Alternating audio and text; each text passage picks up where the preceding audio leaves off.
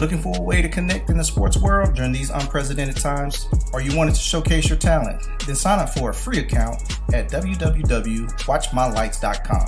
My Lights is a social media sports platform that provides all users with a free way to communicate and share sports highlight videos with anyone around the world.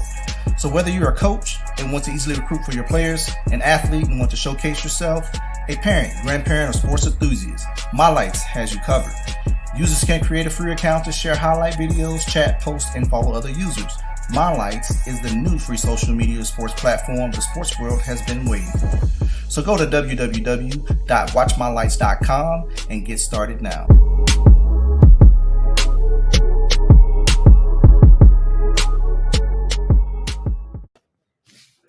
You, what up? What up? Happy Sunday to everybody out there. Happy Thanksgiving holiday weekend. We're still on that weekend, man. It's been a long weekend. Charles C, what up? Much, man. It's a long weekend. A lot of basketball. A little football sprinkled in there as well. Oh yeah. Hey, Charles, I can't hear you all the way. You can't hear me Your all mic up. fix a few things. What up, Rodney?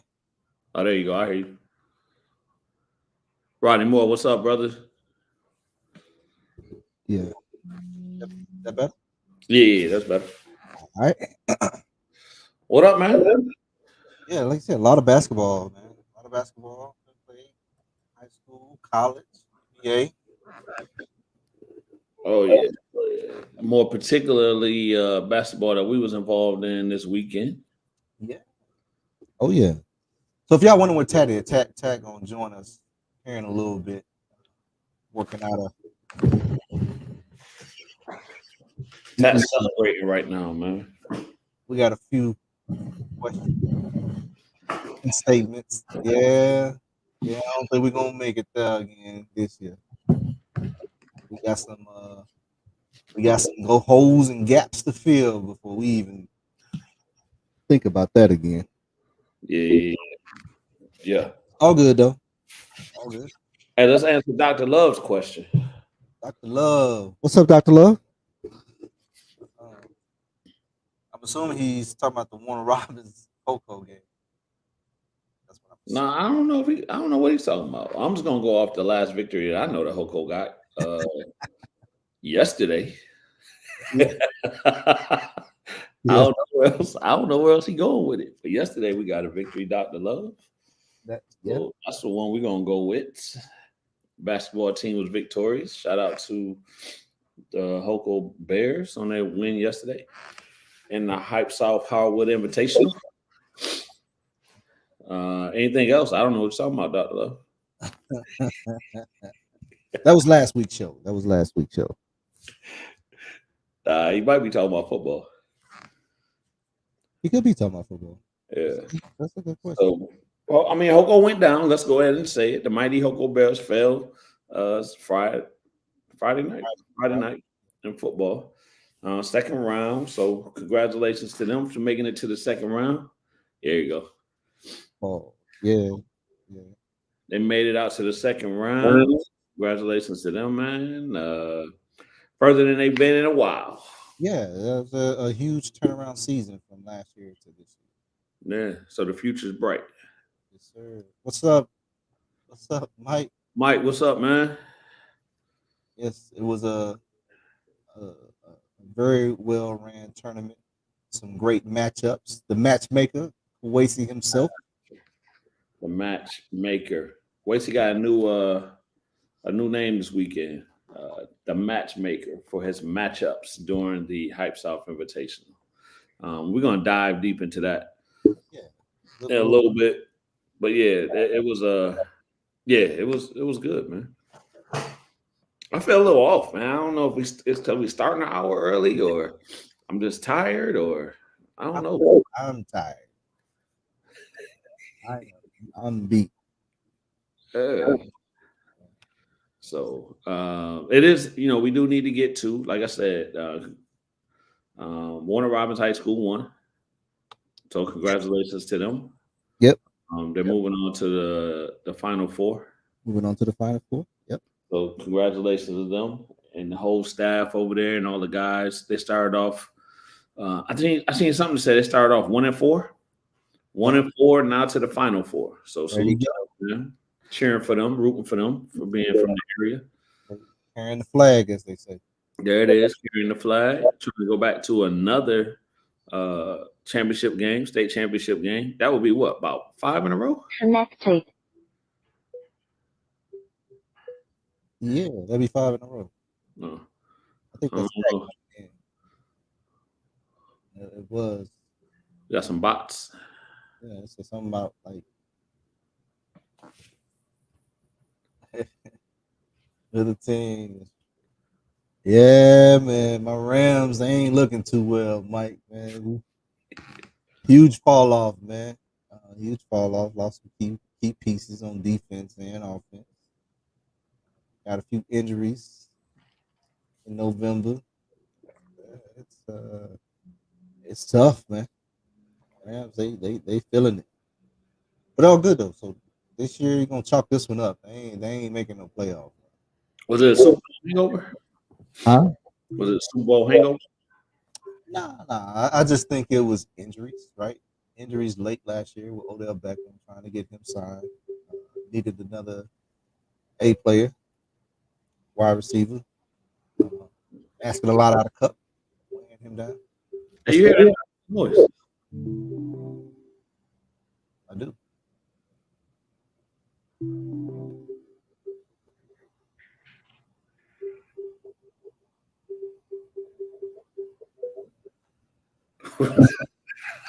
Literally everything that you could possibly want on your list in one single place.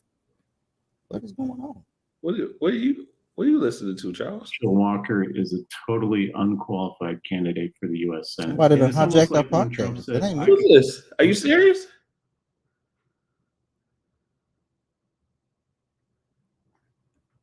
Did you hear it when I muted? No, I didn't hear anything. Did you continue to hear it?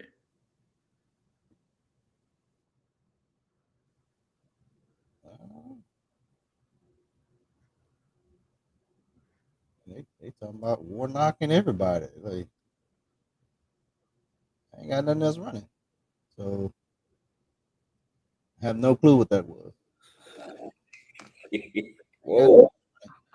So, Hey, I guess we caught the attention of somebody.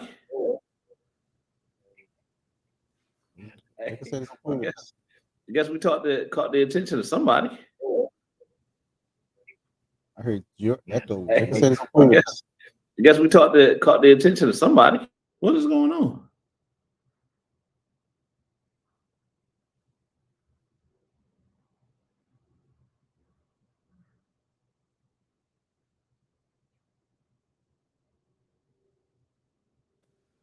I muted my mic. Did you still hear yourself talking? I did. I muted my mic. Did you still hear yourself talking? I did. I muted my mic. Did you still hear yourself talking? I did. All right. We have some technical difficulties. I did.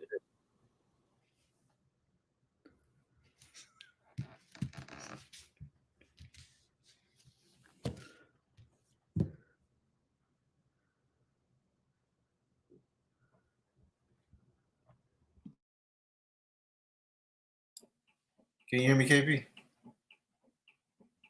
Yeah, I can. Can you hear me? Yeah. Let me see if that works. Whoa.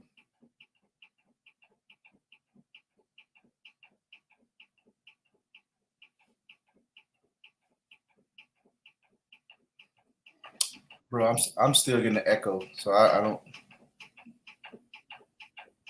Yeah, something's going on.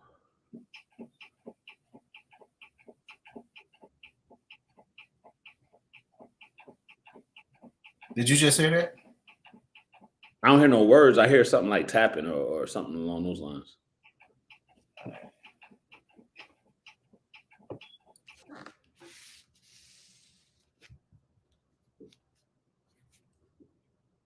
All right, I don't know what's going on. We're just going to try to figure it out. some technical difficulties. I don't know what's going on. This is weird.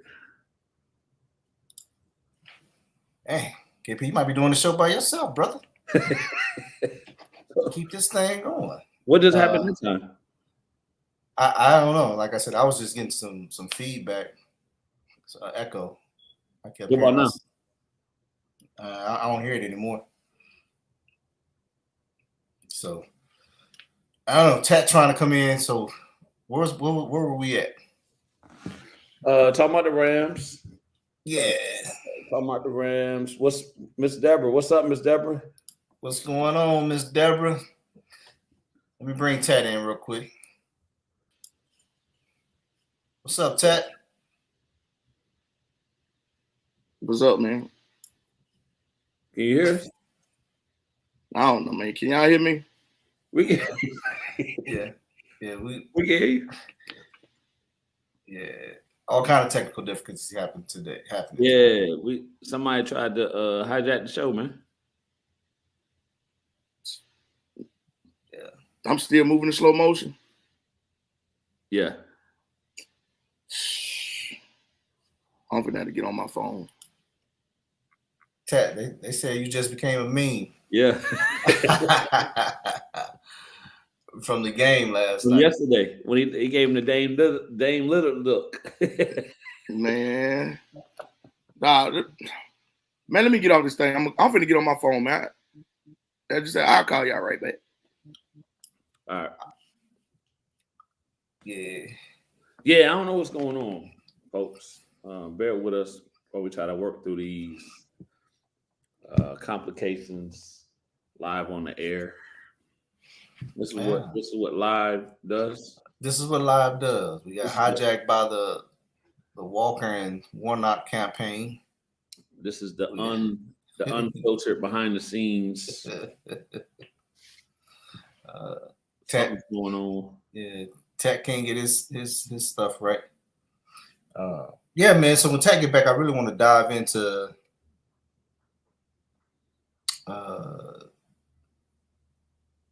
some basketball from this past weekend.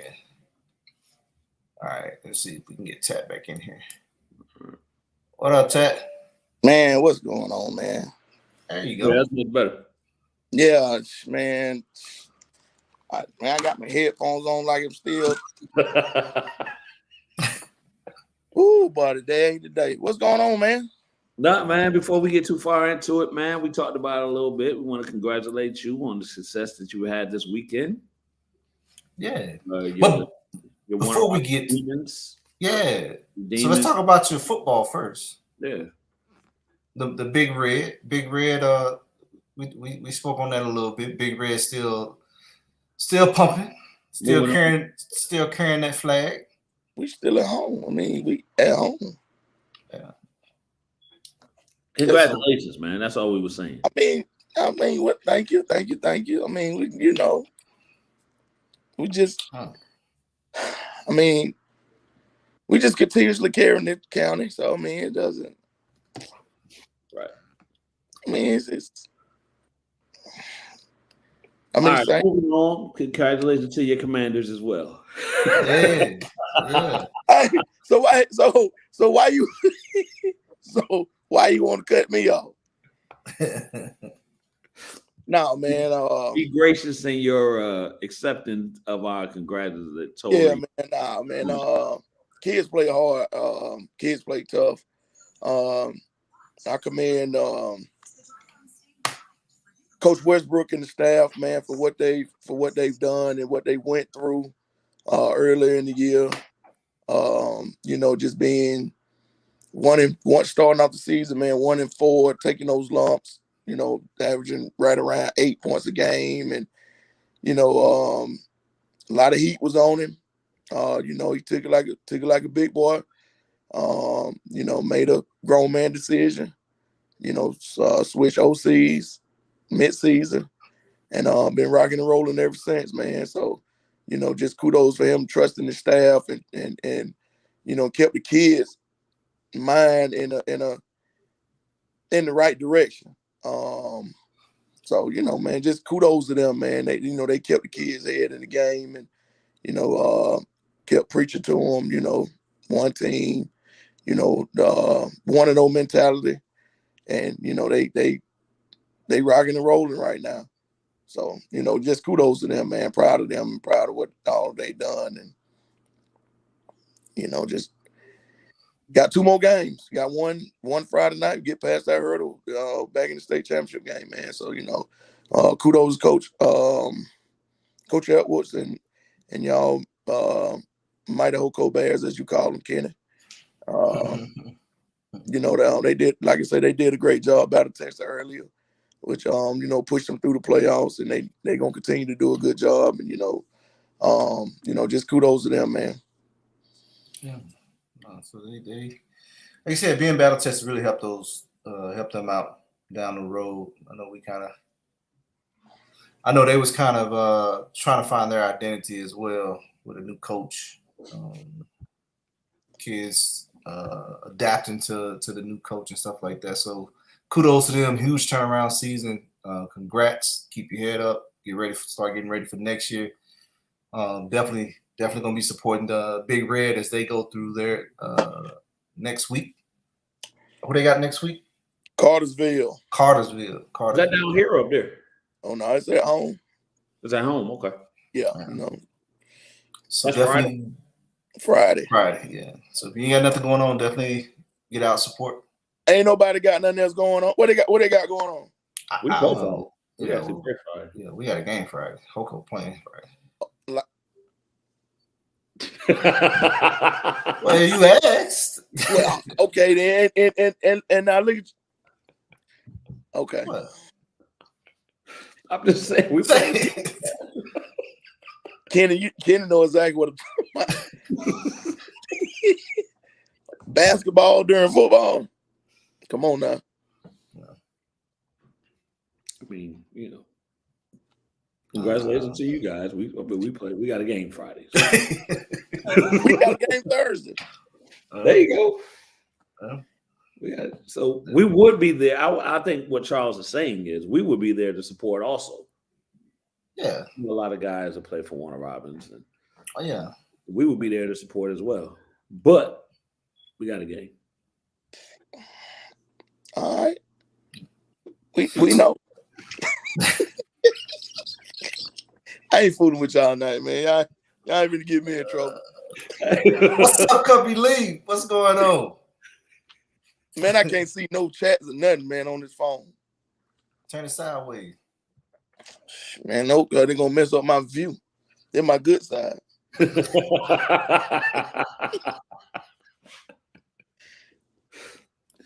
Oh man. Oh yeah. So we was about to get into it. So it was a lot of basketball being played yesterday. Some great basketball teams, some great matchups. Shout out to Wasey for setting the stage and giving a great lineup. A great lineup of competition. So, man, that Joker does his homework on that stuff now. The matchmaker.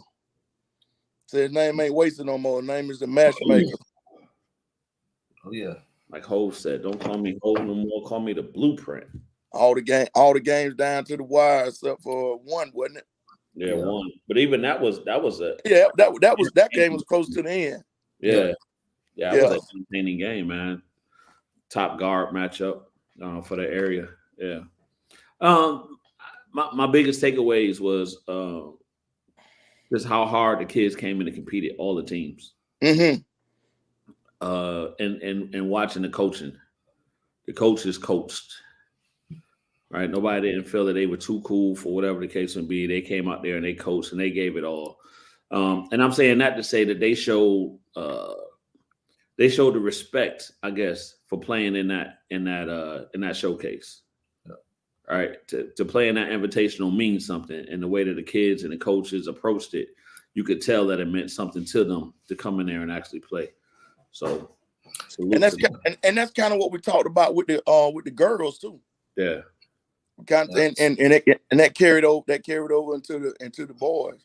Yep. Dr. Love, I seen, you know, we Dr. Love, I seen what you said.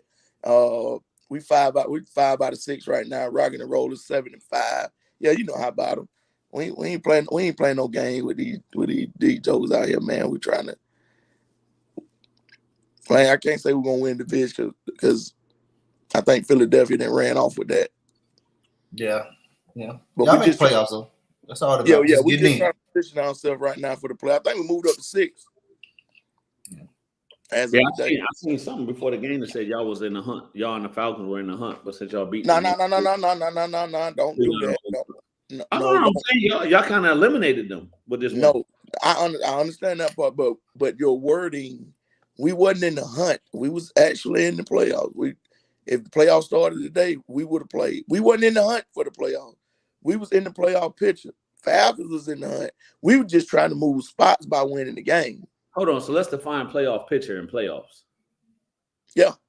To me, playoff picture is you ain't necessarily in the playoffs, but you around the playoffs.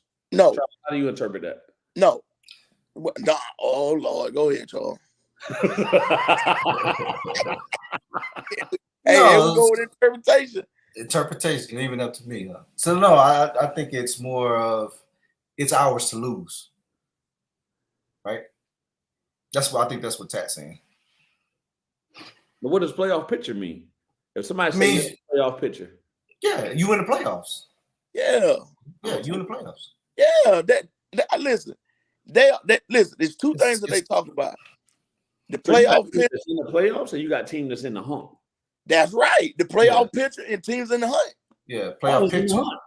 No, we wasn't in the hunt. We was in the playoff picture. It was in the playoff picture. It was theirs to lose. I disagree. Well, look it up. I respectfully disagree. Well, I respect. We respectfully correct you.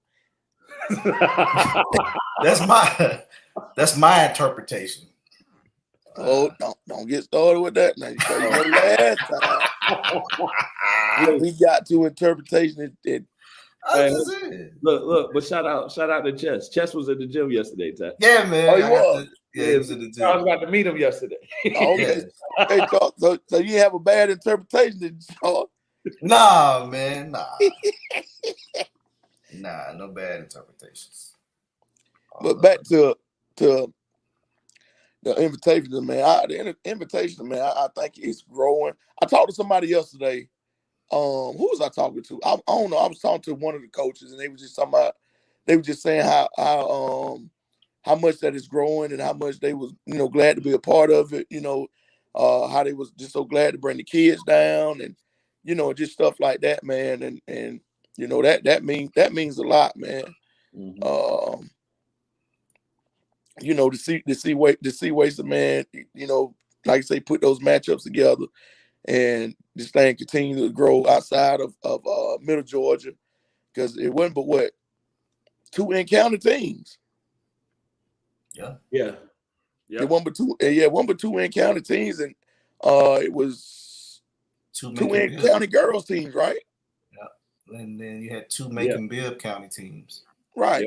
Yeah. So the thing moving, outside of the area and teams coming down, shout out to McDonald, shout out to John Savannah, and I mean, of course, making schools that was there, Doherty from Albany, just coming from outside the Middle Georgia area to support, man, the movement that Waste is providing us, man, and have ranked teams in there. Yes. Yeah. All the teams were ranked except for 3 teams. Out of the 10 teams, 7 teams was ranked. You had number 1, Johnson Savannah, and number 2, Doherty, and 4A, went head to head. Baldwin was ranked number 4. Dublin was ranked 2. Dublin was ranked 2. I think so. Dublin was ranked 10, right?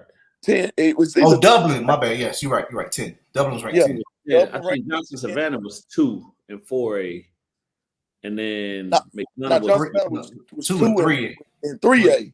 Madonna was 1 in 3A, and Madonna was 2 in 4A. Okay. Yeah, so yeah, man. So you have all those ranked teams come in and play, man, and those kids, and you see a lot of those kids that you hear a lot about, that you see a lot about on Twitter, Instagram and all that type of stuff. When you follow in these high school basketball, and you see a lot of names, and then you get to see a lot of faces that you can put with the names or whatever. So man, it's just great deal, man. 2 and 3, yeah, down to 1 and 4. Yeah. Okay. Yep. Yeah. That was a hell of a matchup. Yeah, it was. Guess what? It came down to the wire, man. Avant Nichols? Yes, high riser. High riser, man. I kind of ran into him in the back when they was getting dressed, and I asked him, I said, man, you remember us from 2 years ago when Brad brought you down here to the open run? Yeah.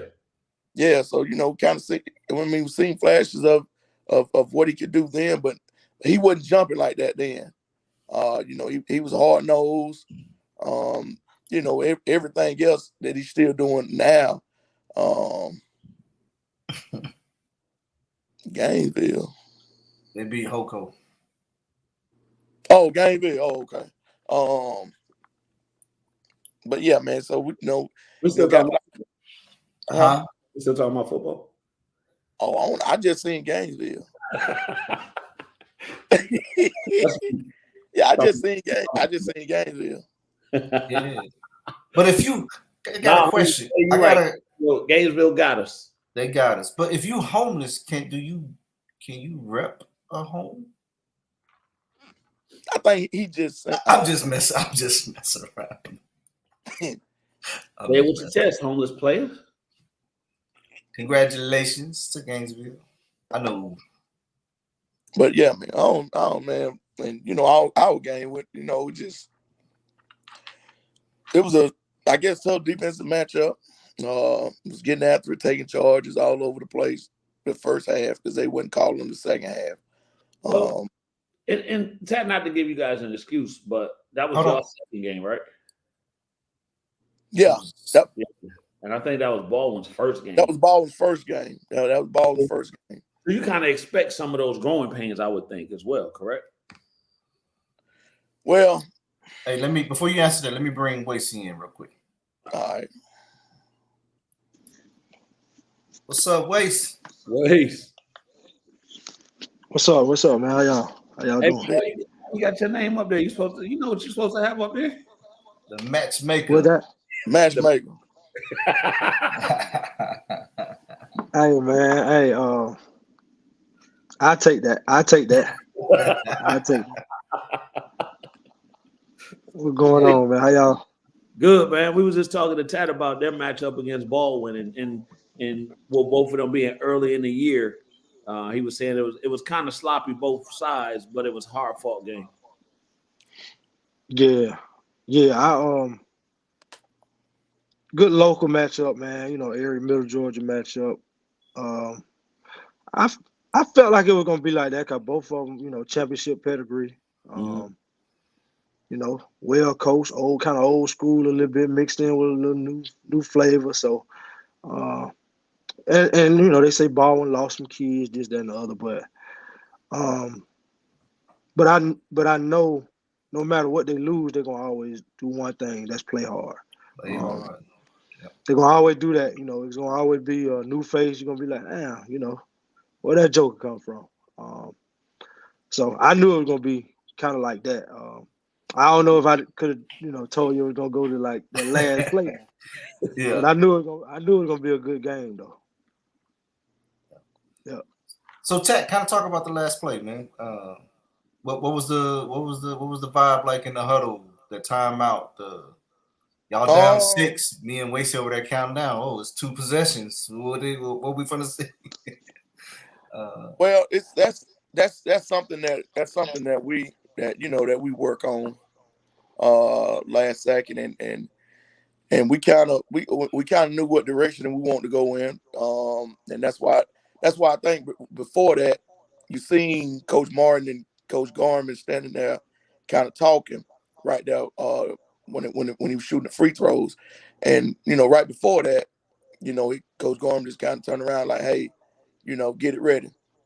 So, when he turned around and say that, get it ready, he said, him and Coach Martin talking about, if he miss, rebound, timeout, have it ready. And, so we were all on the same page, and all knew what was, what direction that we was going in. And that's something that Cam, Jay, and Jameer has been around us long enough, and even Jerron has been around long enough to know, what we were gonna do. Because they didn't did it long enough, and we kind of sell them down, drew it up, and they executed it perfect. And I mean, it was a two-way play. If we needed a three, you had Gabe on that backside over there, wide open on the wing. If his man helped, and you got Cam, if we needed a two, or go for the win, he had a layup and he took the layup. So, the rest was history, though, man. They kids did a good job of executing down the stretch. When we called those timeouts, when we did defensively, they executed perfect. So I mean, that goes back to that's kudos to Coach Garman of what he do during practice when we get ready to break down, and at the end of practice go through situational stuff. So that's just kudos to him having them ready, and them not being the moment not being too big for him. Yeah. Chad, I gotta ask you this question, and Mike made mention of it earlier. They said Tat became a meme off that picture when he turned around looking back. Who you? Yeah. Who were you turning around looking at? Well, for one, I didn't even know. Was it you, Wasted? Yeah, I knew someone finna happen, so I had to get up in there. Okay, so now we never knew Wasted was behind. I never knew Wasted was behind, and when it happened, Kristen back there hooping and hollering up there in the stand. So I just kind of turned around, and then it was some Baldwin people like a couple rows down from her, and you kind of hear them talking whatever. And when it happened, I just kind of turned around and looked at Kristen, and then looked at them, and they looking at me. I'm looking at them like, man, it's just ball game. Yeah, ball game.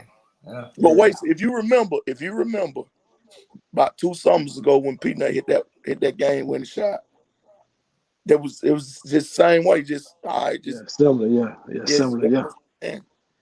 Oh, that Sean, right? Yes, yeah. Well, yeah. And you talking about the travel ball? Yeah. So I mean, it's like I said, the kids executed that thing perfect, man, and it's, I guess they've seen it so much in practice when we break down just situational stuff, man. It's just second nature to them.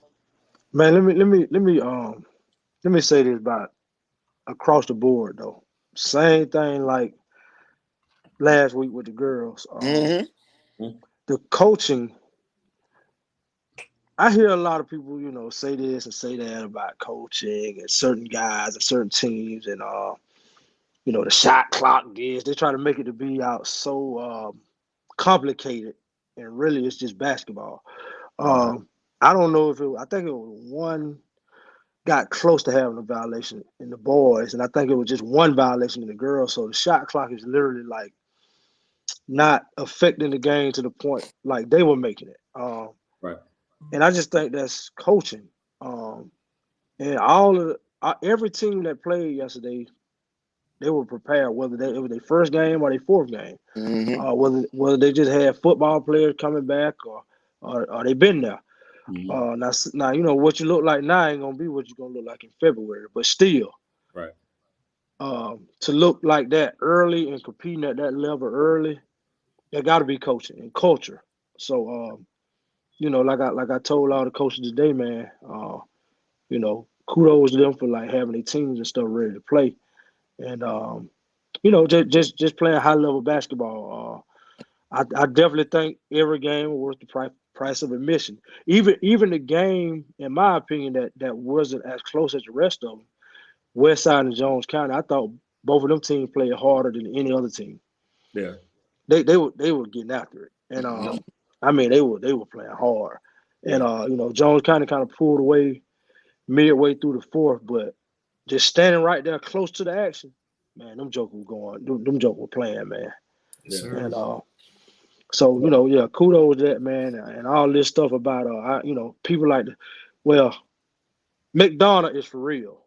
Don't let nobody tell you different. Johnson Savannah is for real. Yes. Those two teams will be in the conversation for a state championship, in my opinion. Yes. But some people, it's, they want to be a troll or whatever. They might say, championship or bust, which is cool, but you can hold them to that, but that don't define them to me. What I'm looking at is well-coached team with some talent, and they playing hard, and they're gonna get themselves a chance. So, man, and my guy Johnson, man, I'm telling you, dude, I know what he's doing, man. Chuck, I call him Chuck. Chuck know what he's doing up there, man. And so, look for them teams, man. Look for them teams to make deep runs. Yeah. So before you jumped on, we kind of talked about that as well. Come the same points that you just hit on, right? And I took it to another level of how much this invitational, the weight that is holding for teams that want to be part of it and come in and know, because they know they're going to play some talented teams as well to help push them through the rest of the season, right? So all the coaches we talked to in the pregame, they were all kind of saying the same thing along the lines of this sets the tone for their season, because they know if they can come down here and compete well because of matchups and all of these things, these are all learning points that they'll be able to look back on later on in the season and kind of point to things, because this is going to help set their tone and get them ready for their season. So just the respect that the Invitational has earned across the state, man, is humongous in that sense. People want to be part of this. People know there's going to be good basketball. It's going to be put together the right way, and their kids are going to get exposure. So that's kudos to you from pushing this thing forward and making people want to be and take notice to what's going on. Yeah. Appreciate it. But like I said, we're going to keep pushing it. But like I said, I think the competition level ain't based upon me. It's based upon the teams and the coaches. And so, and so with that, I think as long as people are excited and playing, and they supporting it and participating, as well as like with y'all guys and what I do with the visibility piece of it, I think it ain't got no choice but to keep growing. So it's everything go hand in hand across the board. And we're gonna keep pushing it, man. We're gonna keep pushing it, and a couple, like with the girls team thing, I had Lovejoy call me, and when he called me, he wanted to get in, but when I told him the date, it didn't match up, and that's big time for me. Knowing that Lovejoy is a powerhouse to me. They sending girls high major. They every year they one or two, or they in the state championship, or winning or losing or 5 or 4 or something. And so when I got the call from him, I was trying to do whatever I could do to make it happen. But like I said, the date didn't match up, and so we're gonna try to connect and make it happen again, to where we can keep just bringing quality teams, and hopefully it'll keep growing bigger and bigger on both sides. So that's what it's all about. Yeah, no, man. Again, like I said, just the feedback that we received, kind of like you mentioned, from the first game to the last game, it was energy in the building. It wasn't no warm up period. Everybody came in ready to go. Players, coaches, and fans.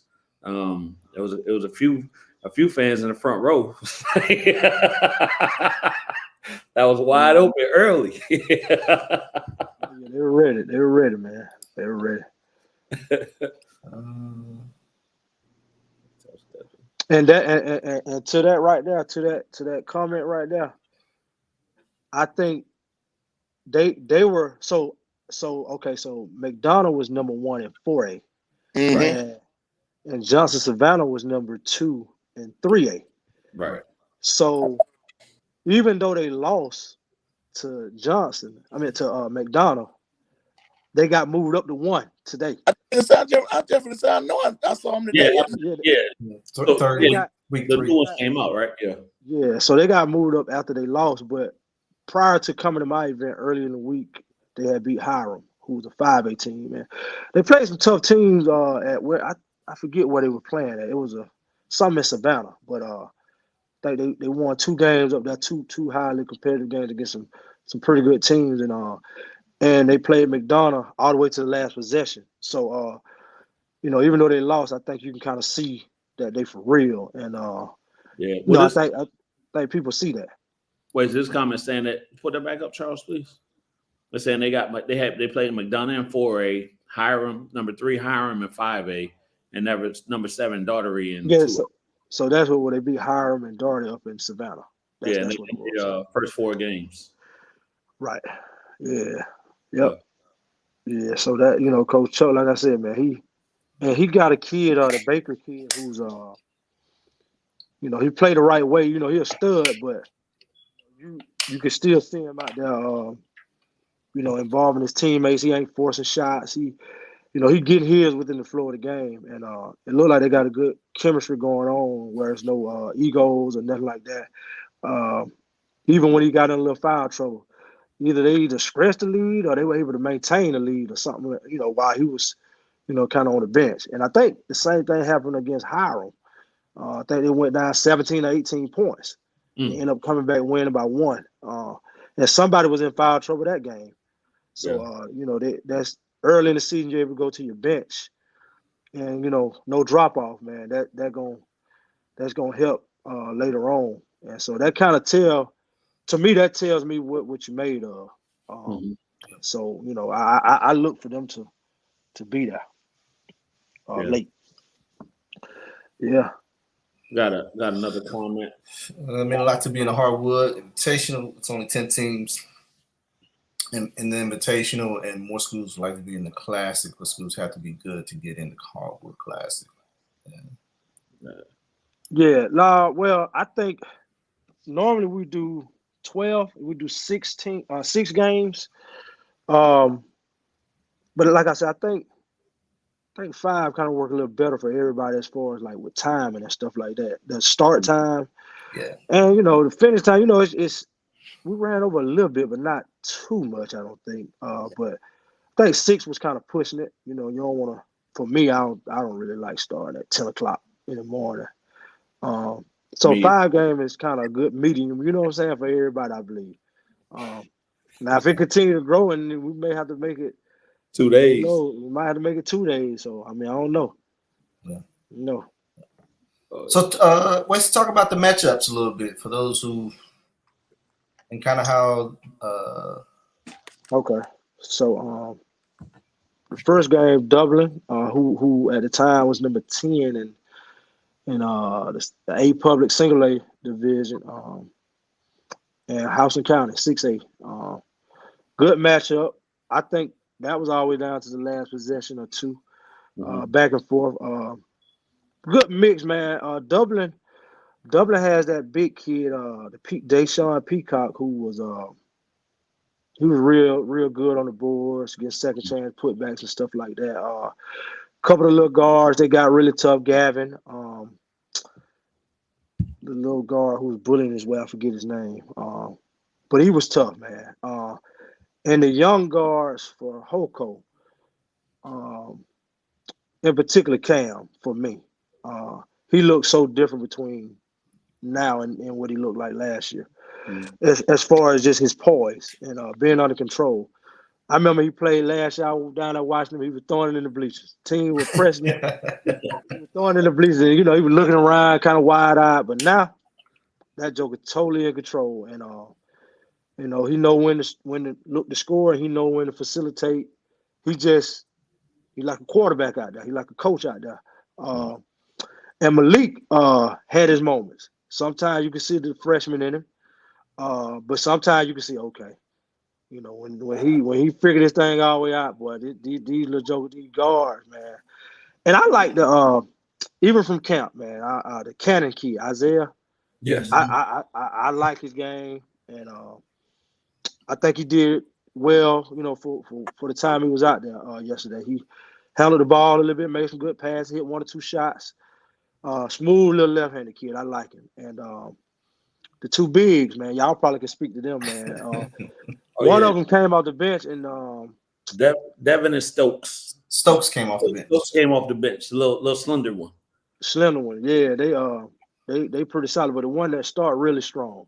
Devin. He really strong. Yeah, he good on the boards, man. Yeah. So like I said, them two teams, man, they were little cat and mouse with the coaches there, what they were calling. One hit, they'll call a timeout and come. Like I said, they coming out of these timeouts with a plan. Them kids execute. Yeah. Dublin kind of bothered Hoko a little bit with the diamond. Hoko kind of figured it out, made him come out of it, and they had to go to another kind of press and stuff like that. But it was, they were just going back and forth, and it went all the way. I think it was 42-38. Yes. Somebody hit some free throws, but prior to that it was 40-38. I think Malika, somebody hit 2 free throws to kind of seal it right at the end, but it was a 2-point game up into that. Yeah. So good matchup on that one. Yeah. And then Ed would say he planning to make a trip out next year. Hey, let's go. We'll be there. We will be there. Absolutely. So then the next game was Southwest. Somebody might want to check the mic or something. That's Tad over there. Oh, okay. Go ahead, Charles. Sucking on peppermint or something. Mute, Pat. Oh man. Tad in the dungeon, baby.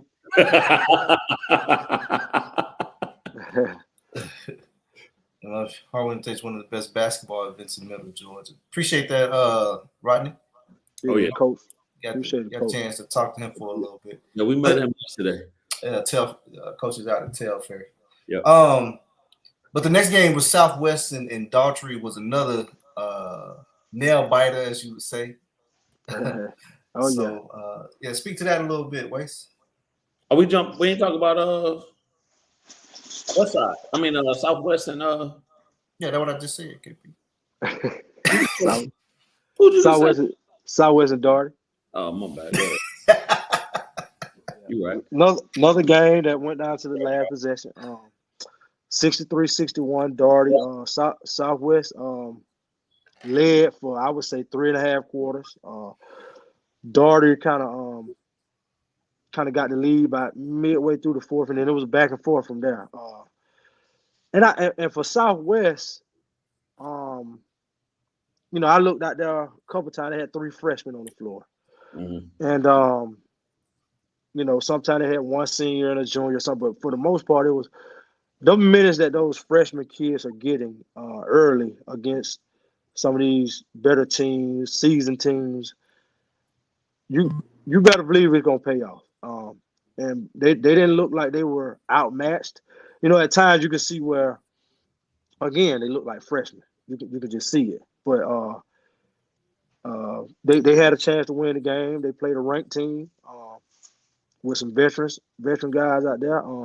Led most of the way, gave themselves a chance. Even with the play that when they was down 2, that Hartnett drew up coming out of the timeout. The out of bounds play was Selton came wide open.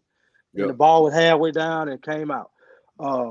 It's just a make or miss game. He hit the shot, different conversation. But for Daughtry, well-coached team, man. Resilient. They never, they always, to me, their body language always said that they felt like they could win the game. Right. Even when they were down. That I think that just comes from Coach Bryant, man, and his stamp. They take the identity of the coach. You know what I'm saying? And like I said, they came up with them suits on, boy, they were clean, man. I knew they came old school, throw it back with the suits. They say casket shop. Looking like the deacon board. So you see a joker short like that, they mean business. You know what I'm saying?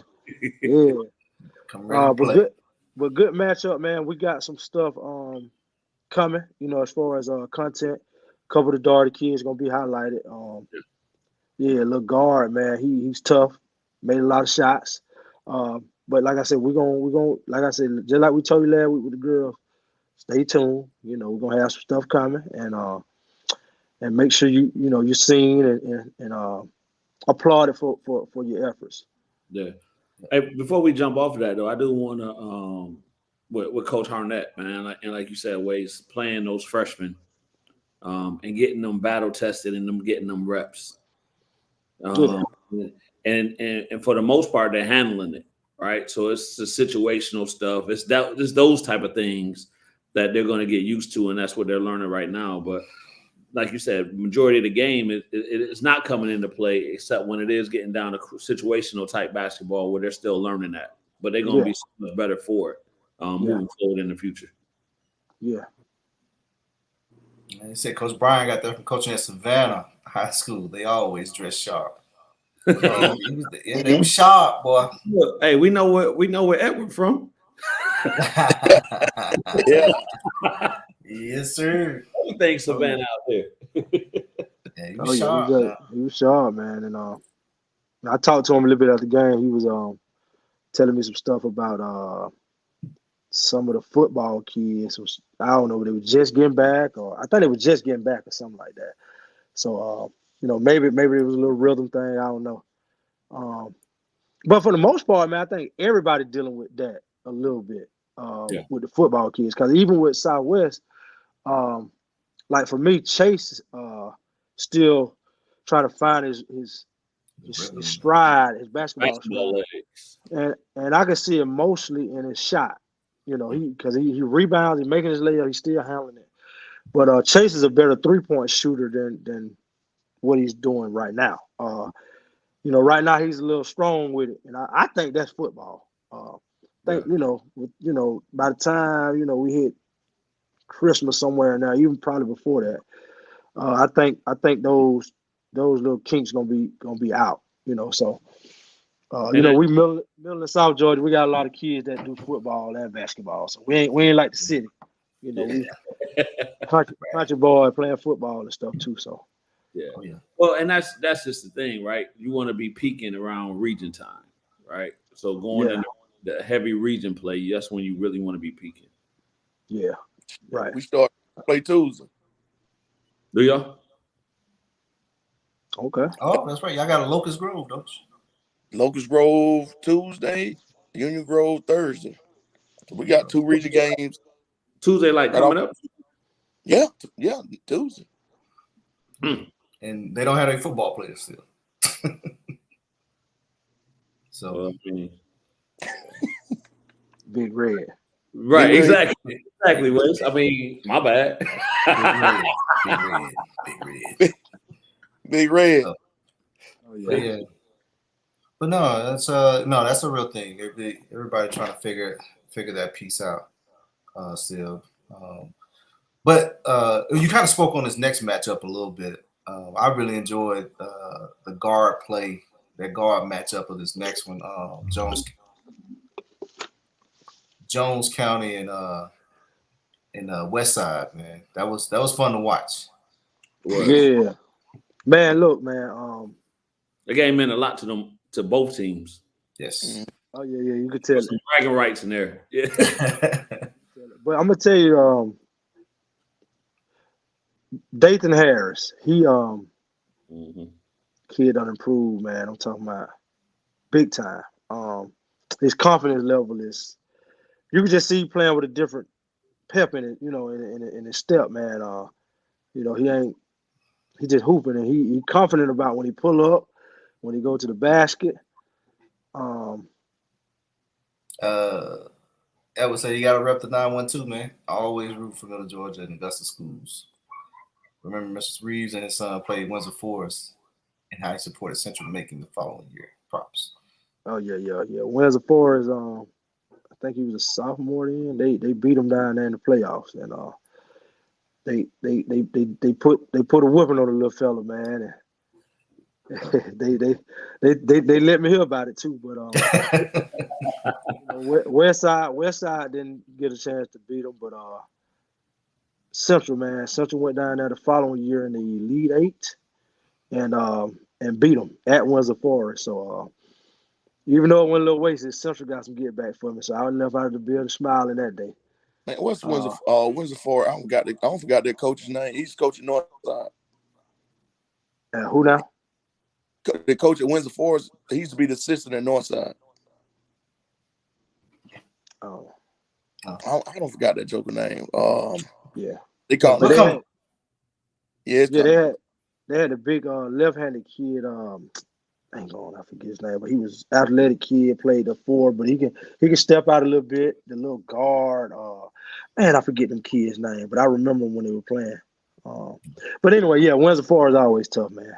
Savannah area, they always tough. We normally at Central, we normally go down there for Christmas and play in I think it's a little Christmas tournament they have that we'll stay for a day or two, then we'll come on back. But shout out to Savannah, man.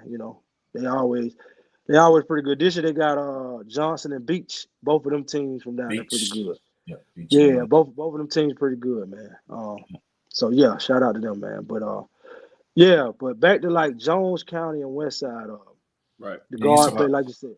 Ethan Harris was looking a little different, as you were saying. Yeah, he looked a little different, and like I said, he got the offer from Voorhees, and I know they were there watching him. And a couple more kids that they kind of interested in, they was there putting their eyes on them. So shout out to Voorhees for stopping by, showing love. But Jalen Sanford, he's always, he's gonna do what he do. Davion Henderson and Shannon, they both did well and played hard. But it's another little guard, man, on West Side, man. He's Terrell Cordy.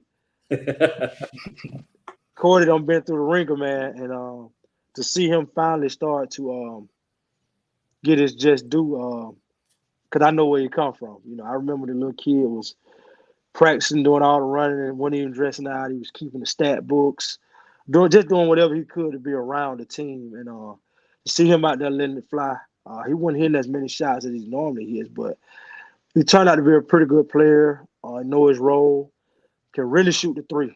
And he's probably one of the best shooters around here. And he's shooting with confidence. I think he kind of got in his head a little bit yesterday after he missed 2 or 3, but you can hear the coach telling, keep shooting. And whenever you hear a coach telling somebody that, that's confidence. They know what they got. You know what I'm saying? Yeah. And so shout out to Cordy, man. And Westside and Jones, like I said, that game was 66-54 final score, but it was a 2 3-point game, midway through the fourth, and then I think, Westside might have turned it over a couple times, and Jones, once they got up 7-8, that was all she wrote. But yeah, good guard play, competitive game. They played hard, and like y'all said, you could tell that it was some bragging rights on the line or something like that. Yeah. Jones had another step up. Jaden Stanley. Mm-hmm. Yeah, number 5, man. Yeah, I think he's number 5. Who's hitting 3? 2 points. Yeah, Stanley. And you know what? He was the kid who kind of held it because Sanford got in foul trouble. Right. He had to sit for a minute, and the Stanley kid kind of held it down, until he got back. Yeah. And like I said, when Sanford got back in the second half, he scored 12 or 14, easy, real quick. Yeah. But yeah. Oh yeah. Nah, that was a good matchup, man. Again, Coach. I know Coach Buck was in it, man. Coach Buck is normally kind of reserved. Yeah. Coach had a little extra some of his voice, man, during one of them timeouts. That sounded a little different right now. Oh yeah. Coach Buck. Buck, one of the best. Well, not the best, but one of the better X's and O's guys around, man. Been doing it a long time. So all his teams will always be well coached, and they're gonna play hard. So you can always count on that from a Buck Harris squad. Oh yeah, if you ain't doing what you're supposed to do, you're gonna know. And everybody in the gym gonna know too, guys. Oh yeah. Yeah, good stuff there. So the next game was definitely another great one. Savannah Jones and we kind of spoke about it earlier, but Savannah Jones and McDonough, man, like you said before. Savannah Johnson. Johnson. What did I say? Jones. My bad. You're just talking about Jones County. I don't want Savannah Johnson. I don't want Edward about to correct you on here, so we're gonna correct you. Repping from the 912. Yeah. Savannah Johnson. Savannah Johnson. Hey Charles, when we come fresh to death, dressed to the T. You know what I'm saying? Man. Casket shop. No. Savannah Jones, like y'all was saying, definitely a real one. Johnson. Johnson. All right, I'm gonna shut up, man. The team out of the 912, definitely a real one. Savannah Johnson. There you go. Savannah Johnson, definitely one to there you go. Definitely one to keep your eye out for down the road. McDonough, man, love Coach BJ, man. He keep it real. Yeah. You know, real dude. Always gonna have his boys ready to play. But yeah, wait to kind of talk about that a little bit as well. Wait, before you jump into that, I just want to say this point, right? We had some games where it looked like games were kind of got out of control or got away from the coach's game plan initially. But kind of going back to your point, just the culture that they've built, some of those teams, they didn't panic. They stayed on course and got back in those games. Yeah. And Johnson Savannah jumped out on them 17-4. I think it was like 17-6 after the first quarter, and they just kept chipping away, man. And like I said, that's the sign of a team that's going in the right direction. And man, both of those coaches, man, I'm getting to know, pretty good. They always support. Johnson has been now, like I said, 2 years straight. They were committed to come 1 year, but the county or something wouldn't let them come because of COVID. So he's always trying to support. So Coach Chuck and BJ, he was at the very first one. Back then they were called Henry County before they changed to McDonough. So when I reach out, put us down like that. So I was happy for him, man. In particular, he catch a lot of flack, from guys up 75 for whatever reason. I don't know what it is, but I like I told him in the conversation, man, you don't really have to prove yourself. Don't worry about proving nobody wrong. Just play. Mm-hmm. And I think as time goes, he gonna get his I told you so moment. But as far as the game went, man, both of them are number one now, but at the time it was 1 versus 2. And it lived up to a top 2 matchup. You know what I'm saying? Lived up to the hype. You know what I'm saying? This big kid for Johnson, 21. I gotta get his name, but that kid is a big, skilled. He can go inside and outside. I seen him hit a couple threes. He'll load on the boards. When he get it, he gonna touch you. So he pretty good. And like I said, Antonio Baker from Johnson, the guard. I think he got Voorhees offered him as well. They were there checking him out. Number 2, yes. Yeah, he's a stud. Yeah, and I want to say he got Kennesaw, so he's getting some looks, man. And probably before the end of the year, them looks gonna probably be, more. I think he got 3 or 4 now, but I can see more in his future, more offers. That is. And with the kid named and I'm probably gonna say his first name wrong, but Shatik Parker, the big kid, 21. Yep. Yeah, that's him, man. He's a sophomore. Sophomore. Yeah, wow. He pretty good, man. He pretty good. So I was really impressed with him, and for McDonough, I'm a little bit more familiar with them kids. Like I said, like Tad said, a couple of them came down. It wasn't just Nichols that came to the camp. It was McDowell. He came as well, and Davion. I remember him from last year at the invitation. The little point guard. So But that guard play, and along with Coach BJ's son, I don't know if y'all know that, but the tall kid with the dreads. Yeah, the Tall young sophomore. That's his son. Nigel Thomas. Yeah, that's Coach son. Oh, he's gonna be tough. He's gonna be tough. Yeah, and you know, he showed some flashes, stepped out. He didn't hesitate. He had 1 or 2 long jumpers, and kept. You know, he's just long, got his hands on a lot of balls and stuff like that. But that guard play, man, on the perimeter, that Avante Nichols kid, man. I know a lot of people rave about his athleticism, and you know, like I said, rightfully so, because he can fly. Mm-hmm. But the improvement that I've seen on his jumper from when he came to our camp, Mm-hmm. I think people don't talk about it because they so caught up in how high he's jumping. But he's really expanded his game a little bit. That now he's not a liability from the perimeter. He can shoot it and he can hit it.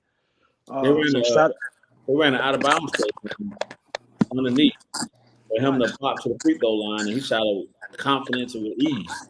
Yeah, so things like that, man, I take notice of. And his athleticism, like I said, man, that speaks for itself. I think he got the rebound down there and got the go ahead basket.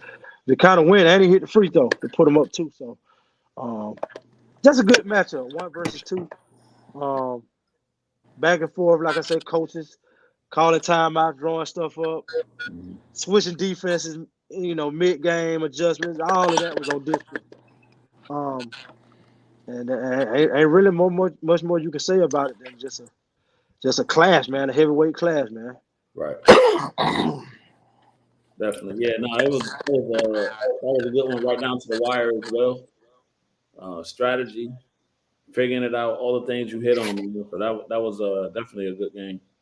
And just to see how the coaches do impact their kids. Again, being able to talk to them and have those conversations, just watch them play. You can tell that those coaches give their kids a lot. Energy and confidence and just instilling that dog in them and that culture. And it comes through in moments like that. Yep.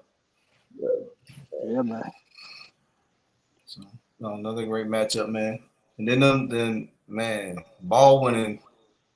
The nightcap. The nightcap. Close that thing out. Ball winning Warner Robins, man. What a way to end the hardwood until next season, man. So. Oh yeah, man. Like I said, man, nightcap. That's how you're supposed to end it, just like that. So appreciate Warner Robins and Ball for making me look like I know what I'm doing, man. Me and Charles were down on the baseline talking before that last play, and man, what you do right here, man? What you think? And I said flat out what I told you, Charles. Put it in Cam's hands. If I'm winning and losing with Cam Perkins. That's what I said. I'm not the coach. He asked my opinion, and I said, look, Cam Perkins, we're gonna win or we're gonna lose with the ball in his hand. Right. And we're gonna live with the results. Either he gonna make it or he gonna make the right decision and give it to somebody who else gonna make it. But he gonna have the ball. Right. That's how much confidence I got in that kid. He's not flashy. Play hard, play the right way, and for the most part, to be honest, he struggled the whole game. He was struggling, but that shows his resiliency, man. He didn't let it get in his head. Got snatched a couple times and cussed out 1 or 2 times and shook it off, man. And came back and stuck with it, and he hit the game-winning shot. So that's how it is, man. But Baldwin, like I said, state championship 2021. Warner Robins State Championship 2018. Baldwin lost a couple kids transferred out of state. I think they had one kid who was a starter who didn't play last night.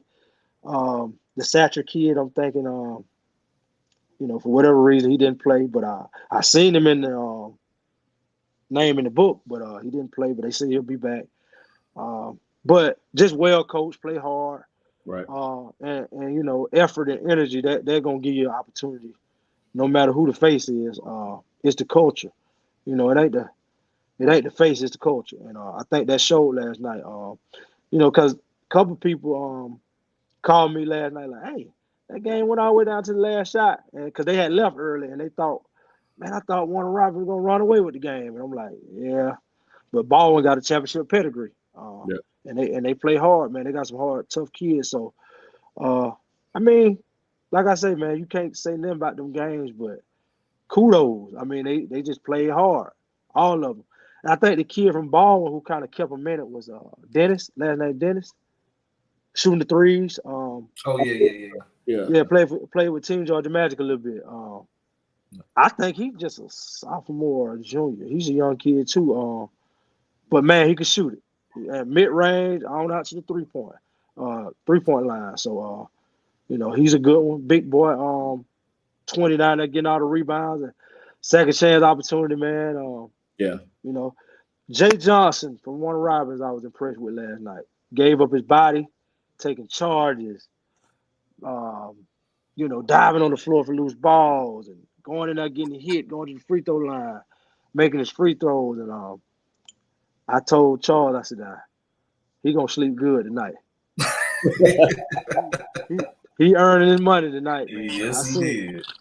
He was just taking charges, and then when he go to the rack, they were making him earn it. I mean, when they hit him, they were hitting him, and but he kept getting up, kept fighting, kept making free throws, and I think he's the one that passed that ball to Cam on the play, last play. So man, go ahead. He finished with 18 and 12. Yeah. So and he's another one that I've seen continue to improve every year.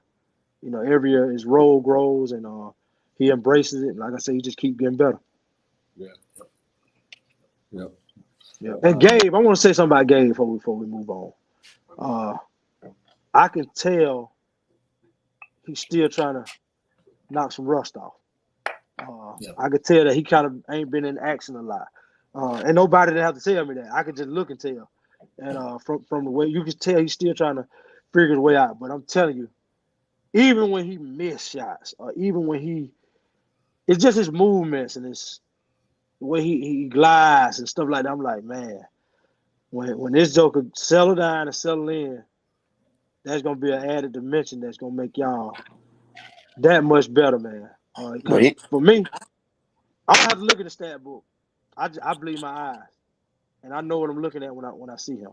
He can play. Yeah, he ain't had but 2 practices because he's been nursing that growing. So he ain't had but 2 practices, and that was his first game, first action since the summer. Okay. And shout out to Jamal, man, Coach Garman, for leaving him out there. I mean, when he was missing and struggling, he just left him. Some people would snatch him real quick. Yeah. But just leaving him out there, that to me, that said a lot. And that's gonna help him, man. That's gonna help him. Let him know you got confidence in him. And hey, we're waiting on you, so to speak. So that, shout out to Coach Garman on that. Oh yeah. No, just I guess my 2 cents is watching and being familiar with the Warner Robins program and the kids over there. Like you said, talking about a Jay, talking about a Gabe, talking about Perk.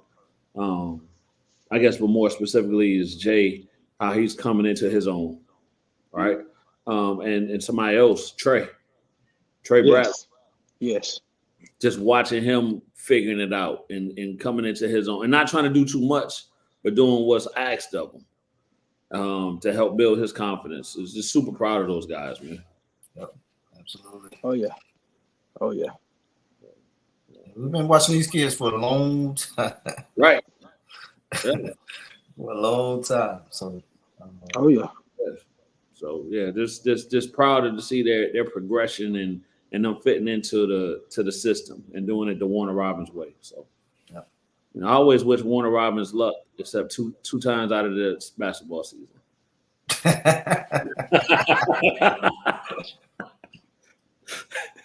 I made sure to tell everybody last night too. I told Coach Buck, good luck for the rest of the season except one more game. Hey, Tat just smiling, but He ain't even say nothing. Yeah. He just smiled. Listen, I have to hear it all the time. I had to hear it all the time. But now when they get on me when I start talking about the Hoko Bear now. Hey, look. I started to text the other night when Hoko lost and said, "We back, baby."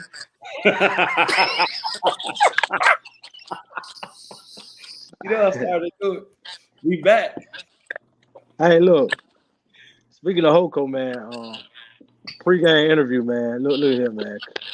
Coach Buddy, yeah, you know, felt some kind of way about not being invited last year.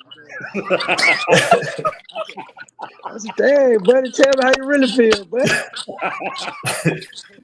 How I'm feeling, man. Hey, so Buddy came out there, you know, put his coaching hat on, won the game, and make sure he get that invite, man. Hey, Buddy.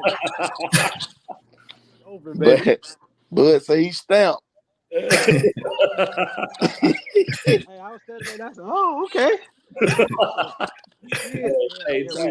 They felt some kind of way. I said, "Okay." It's no coincidence that Wasey was in the room too. Yeah. Oh, shout out to Bud. Buddy, man. Yeah, man. I tell you, man, Buddy's doing an exceptional job, man. Of coaching and pushing and teaching and getting the kids in the right spot, man. He's doing a great job, man. Oh yeah. He gonna have by region time. Listen, man, that lineup of coaches, man, you can go down the line and just talk about their pedigree as coaches, as men, as when they played. Like I said, even like you name it, Coach Smith from Dublin. Yeah. I mean, had his jersey and stuff retired down at Jacksonville. I think they won state championship when he was playing at Dublin. Football and basketball. You know, coming off 2 Final Four appearances with, you know, as a coach, man. It took heartbreakers. At the end, you know, I'm talking about like a shot from one side of the court to the other one, you know, just to knock him off. I think the last year, the top of the backboard and rolled back down in. Yeah. So stuff like that, man. I believe his breakthrough gonna come though, and you know, there was some heartbreakers, but like I said, you know, Coach Harnett, I think everybody knows, you know, his background. Like I said, Garmin and Webb, state championship coaches, man. I mean, you name it, man. You know, great coaching, man, all around. Great lineup. He was. You got coaches that care about not only their programs but genuinely care about their kids. Yeah. Right. So and them finding that balance to make sure that they're competitive, but at the same time building the kids up to build confidence and to help them become young men, right, and be successful. So just being able to have a conversation with them sometimes that's not about basketball, you see where that stuff kind of comes in.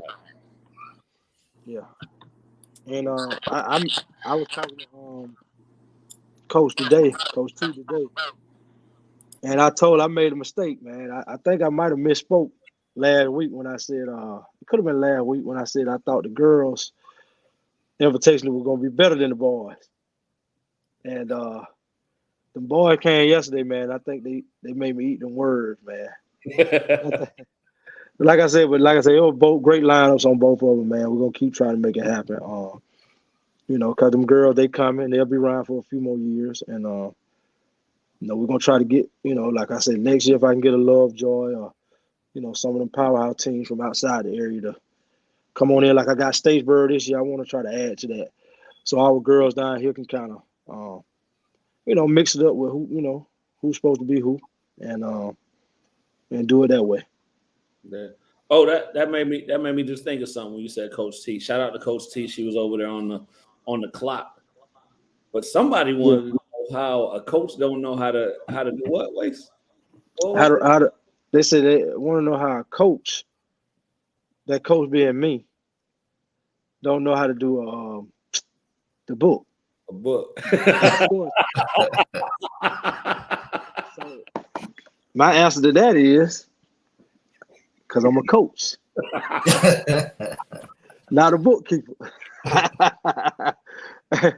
Oh, Cherie gave me a hard time about that all day, man. Coach White, she was like, "Can y'all ask them this question?" Hey, look, I can keep the points, but all that other stuff, put the team file here and that here and over there with the injury. Nah, y'all had to find somebody else. So shout out to Coach Cherie and Coach T, and I forget the other two little ladies up there, but y'all appreciate y'all because y'all saved me and probably Tat, because Tat, I don't want to do it either. I had a little run around to do so. Yeah. Hey, we told Ty he was gonna be looking like the James Brown's memes he be putting up. Hey, bro, that's how I felt this morning, bro. I was like, ooh.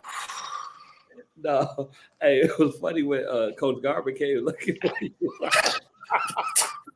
Ted thought he was on lunch break. Man came in there and blasted me out. Man, bro. So what Tat at? Oh, there you go. But I just seen our executive producer just commented. Shout out to Kristen. Yeah, on the door, making sure everybody was where they supposed to be. Yeah, man. Miss Brooks. Oh yeah, Miss Brooks. We ain't gonna tell everybody what she said. No. We can't say it on. I think Tat got the message. Yeah. I mean, shout out to Miss Brooks and Miss Garman for the hospitality room that they had set up as well. So yeah, good looking out. And I'm glad this year I knew who Miss Garman was. Yeah. Last year, Miss Garman gave me a piece of her mind. Oh no. Yeah. So wait, we talking about two. So right, Miss Garman, Jamal's wife. But then his mom was in the hospitality room. Yes. Okay. So not the mom. I'm talking about the wife. I'm glad I knew who she was this year. Jackson, that joke was back there moonlight.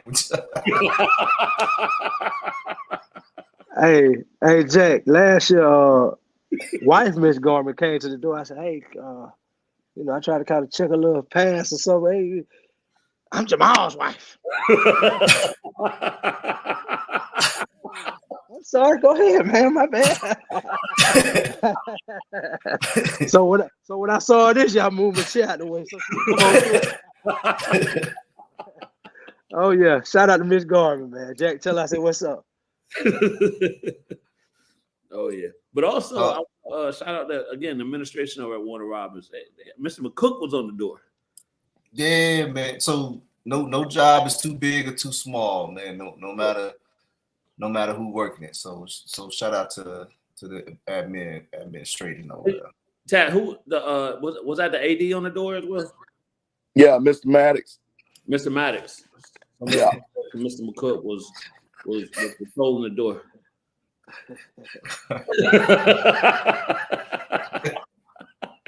Hey, I ain't gonna get bit no more, cause now I know. But yeah. So, and shout out to Charity. Up there was cooking the fish and the chickens. Yep. Okay. Yep. They was up there holding it down. Oh yeah. No, it was good stuff, man. It was, man. Yeah. I'm looking forward to next year, man. I'm already plotting, trying to see which way I'm gonna go. But I'm already looking forward to it. So like I said, we're gonna do it again, man. We're gonna try to add some more stuff, and keep growing and keeping it fresh, man. So y'all be on the lookout, man. We coming. Appreciate everybody coming out, man, because it was the crowds are continuing to grow every year. More people are coming out to support it and see what's going on. And like I said, I think they'll come back as long as the games go the way it went the past 2 weekends. So appreciate everybody. Sir. Nah, it was just fun being in the gym, man. it's an all-day event or an all-day affair, as they say. But it was fun being in the gym and just having that access to be able to soak up some basketball, and some stuff, and interact with the coaches and the players. And shout out to all the social media people that were over there as well. Yes. They came. Go ahead. No, I was just saying they came through, man. I can start naming them all, but I'm gonna miss somebody. So y'all help me out. All right, so I know we had Cubby was over there, Jay, unreported by Jay, shots by Cubby Lee, Ball So Hard, Gary Brooks, G shot it. G shot it. Yeah. And then GWP, Gary Watkins. Yep. G shot it. Gary Watkins. Man, it was a couple bars. Yeah, I know McDonough brought their own person down. Yeah, it was 2 or 3 people down there. Shout out to y'all. I had never saw them before, but so it was, like I said, it was people in there doing stuff. So so look for that content as well. Yep. Shout out to everybody that supported on that. With this videography and photography, man, like that's just exposure and visibility, man. Like, them kids don't realize it, man, how much that stuff helps them. You know what I'm saying? As well as help you guys' brand. Yeah. So we appreciate it. Keep it going. We appreciate it. Oh yeah. So, and I would be remiss, as they say, if I didn't give a special shout out to my boy Charles G up there. No.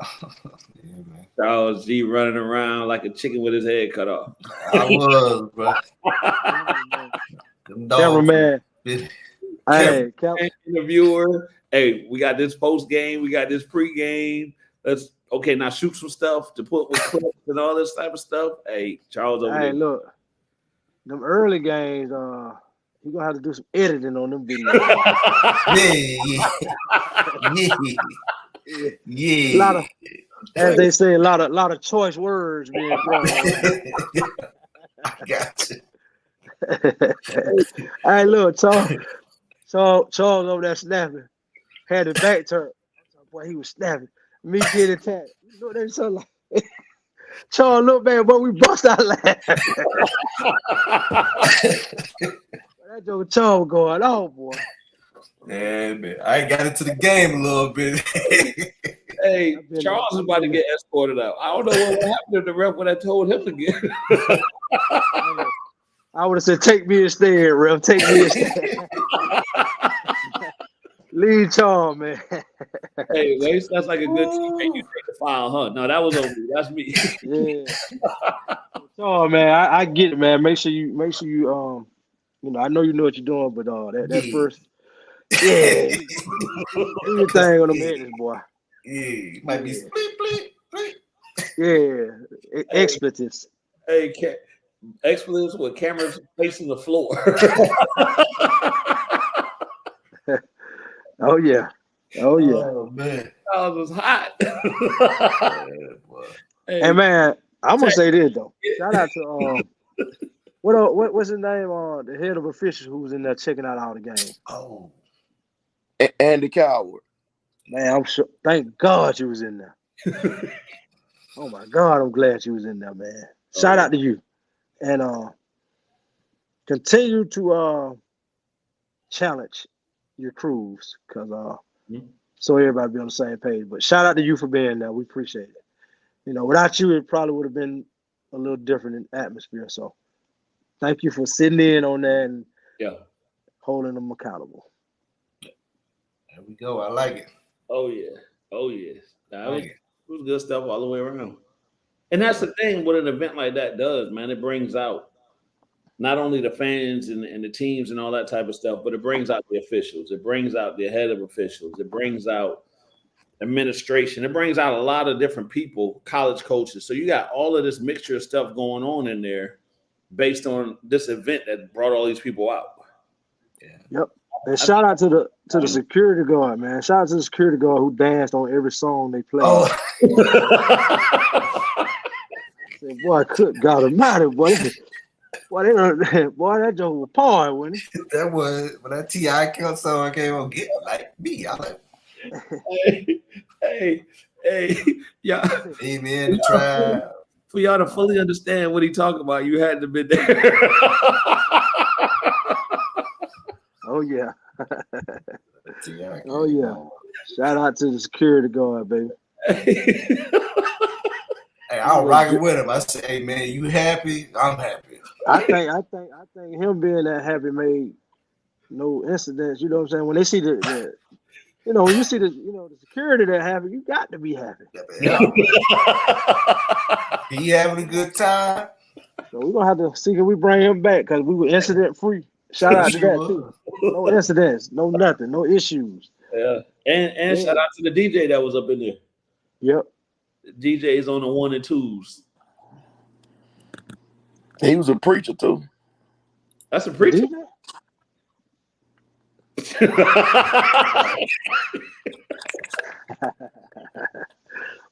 Boy, you crazy. Man. Well, that DJ was a preacher. That's his name, DJ Preacher. Yeah. His name DJ Preacher. That's his name, or he actually a preacher? DJ Preacher. DJ Preacher. He wasn't up in nobody's pulpit today.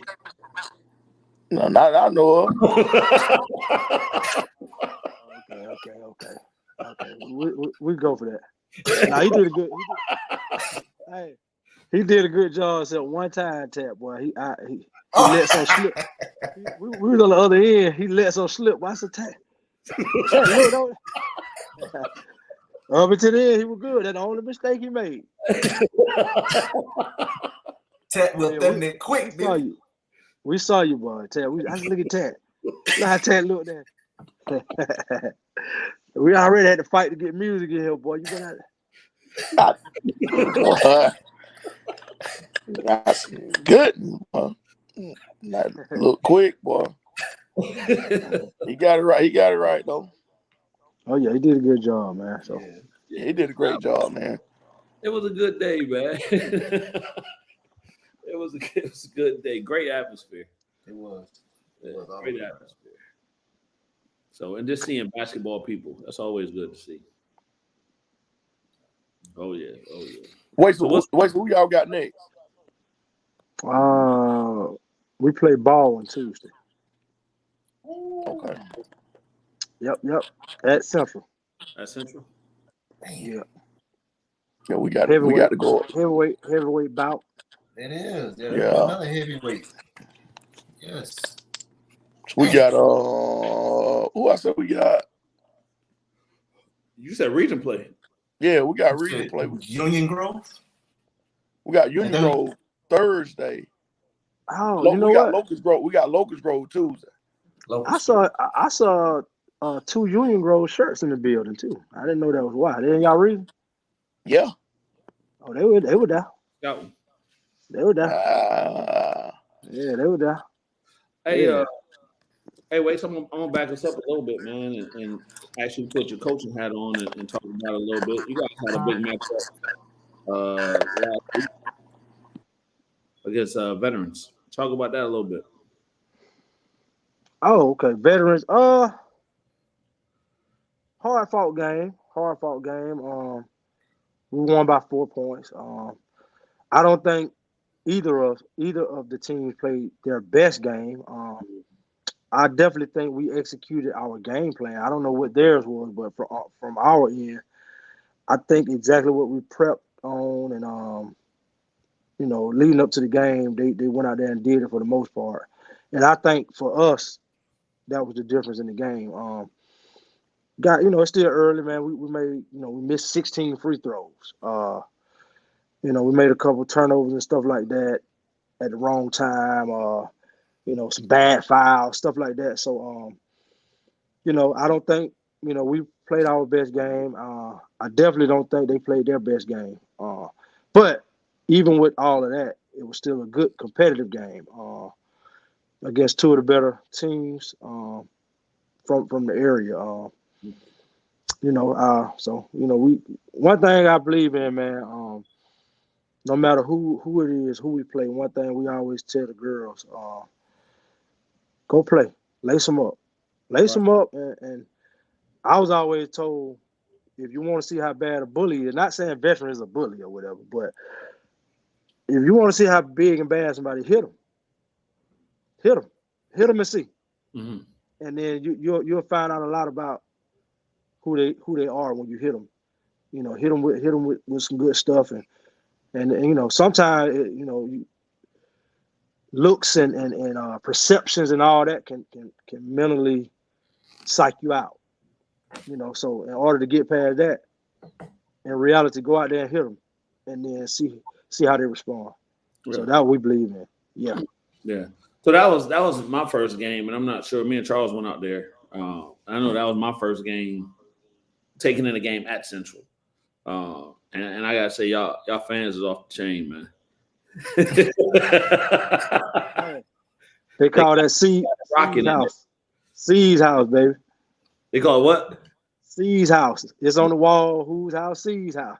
Hey, look, I'm gonna catch all kind of hell about this though, because they already say I graduated from Southwest, so they.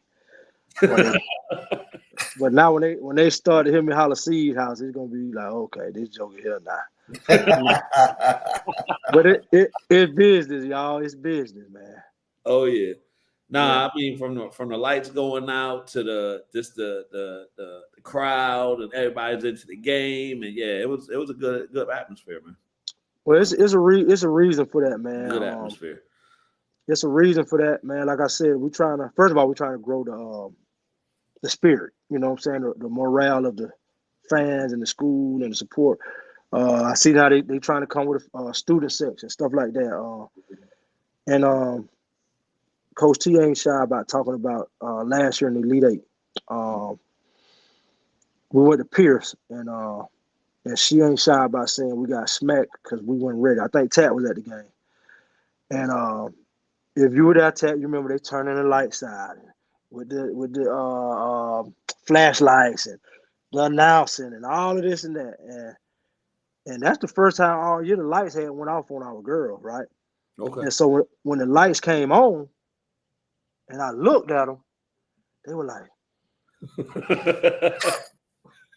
I looked at Coach T, I was like, I think that right, that kind of psyched them out a little bit, like, because it was loud, it was hostile now. Yeah, yeah. And a lot of them, that was their first time being in that situation. And so we know we want to get back and further, to places like that. So we're doing things to we plant seeds, man. And we preparing for where we want to go.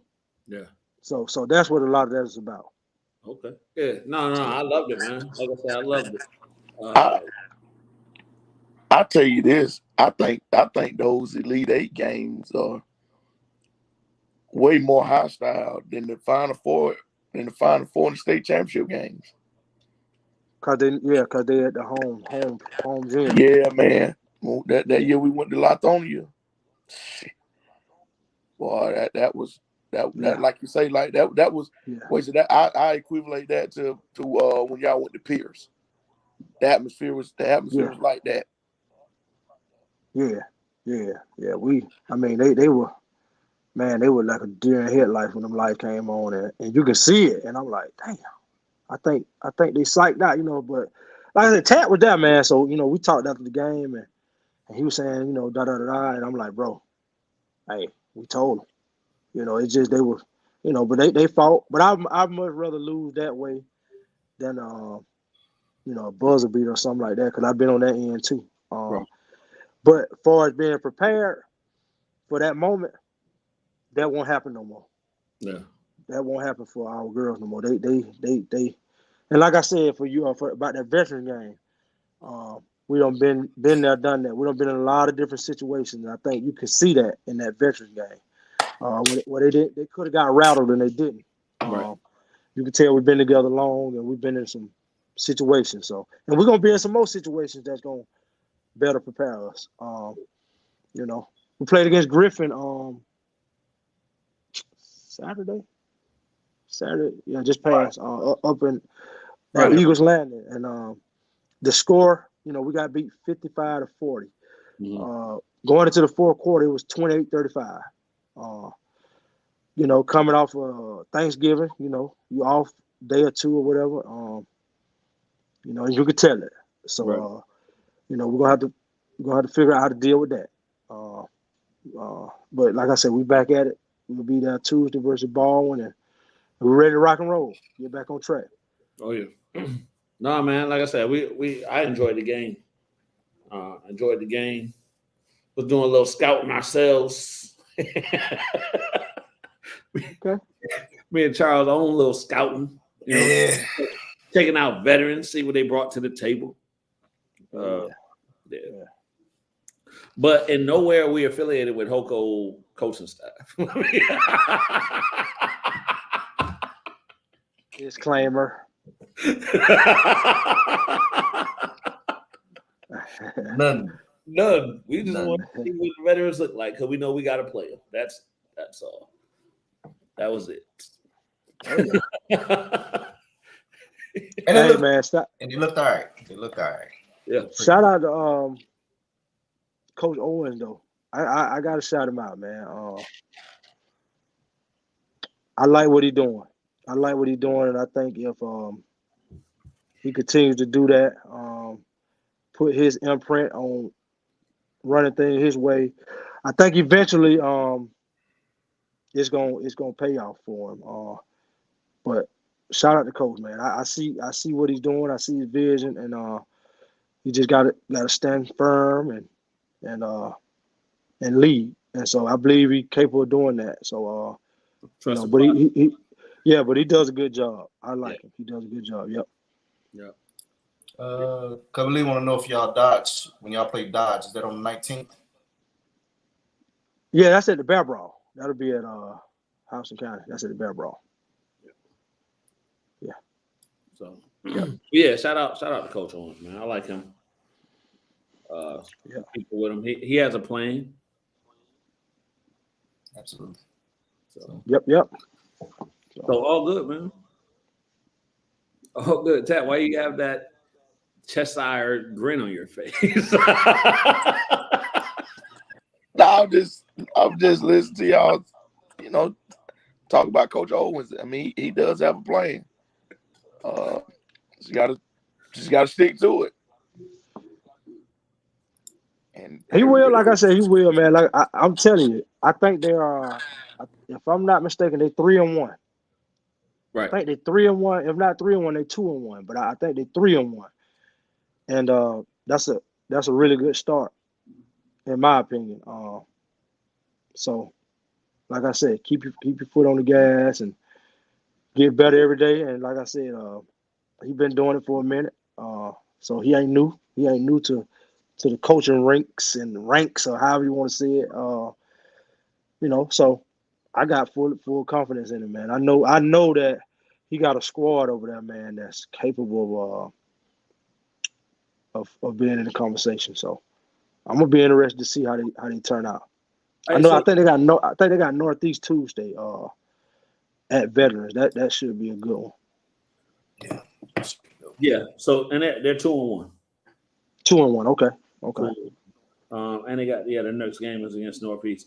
Let me ask y'all a question, just from a G Wiz. Oh Lord. Veterans. What's up, Bruce?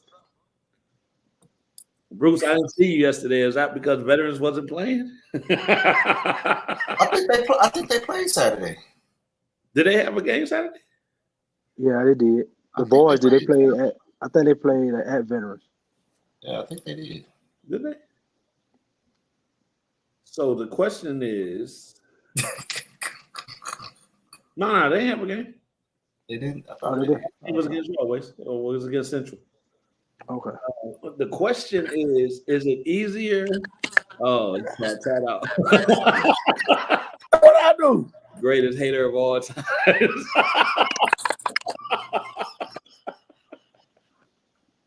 Hey, the question, let me pose this question to y'all. Is it easier to coach with, I don't know if easier is the right word, expectation-wise, I guess, you kind of formulate your own question, I guess, out of this. But if you have to have a lot of talent, or to have not no talent, but minimal talent, what's easier to coach based on expectations, based on all of those things? And so here's my 2 cents, right? Of course, you want talent, or is there such a thing as having too much talent? Of course, you want talent, but while you're figuring out that talent in the early part of the season or whatever, it may not be there yet because you're trying to figure that out. So can things go awry at that point, or do you need to have a trust your own process to see it through and to understand and make some tough decisions, but ultimately what's going to be better for your program? So are you saying like a team full of role players? Not necessarily. Maybe a team full of role, maybe one person that's pretty good, 1 or 2 that's pretty good, and a team full of role players, but maybe that you'll be able to grab their attention a little bit more versus people that are, you know what I mean? I think, in my opinion, I think you always want talent, as much as you can get, because like I said, a lot of things, different things that happen in basketball, from a lot of different aspects. So you want to always be loaded. You want to always have as many bullets as you can get. But when you got a lot of talent, I think the first thing you have to do is, because coaching ain't all about X's and O's now. Mm-hmm. Sometimes you have to coach egos, right? So once you get the ego and the chemistry, I think you should hit that first when you got all this talent. Meaning define your roles, getting players to buy into the roles, implement your system, get them to buy into your system. Right. Once you start to do, that right there, I think that's when the magic happens. Getting them to buy into your culture, meaning locker room, nothing outside the locker room. Now that's hard to do when you got dinner table talk and stuff like that at home. But I've seen strong coaches make it happen, and once you do that, man, you're good. So it may be, I wouldn't say easier. It might be a little bit more challenging at first, but once you get everything in place, it's gonna definitely be easier to coach that talent. Once you set the tone, because a lot of times when you got talent, they already know certain stuff to do out there when they bought in, and, right. So you don't have to do it you have to coach, but you do more managing than coaching. Okay. Yeah. And I guess that'd be fair to, like, if we were looking at college basketball and looking at a Duke or a Kentucky or somebody that consistently brings in 5 stars and how they manage them, right? Well, I think it's versatility, right? Has a lot to do with it. Players get sick, players miss games. And if you got versatile, and you can say that's talent, being versatile is, you can go from a 4 to a 1 and understand the roles of that 1, 2, 3, and 4 and be able to execute it. I like me personally, I like versatility. I think that gets you, when you start looking at region play and down the stretch, that takes you a long way. Part of the plan, I think, but I could be wrong.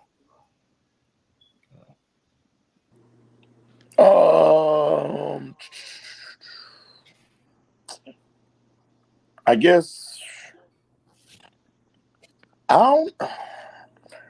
you can say it's easy to coach when you got talent.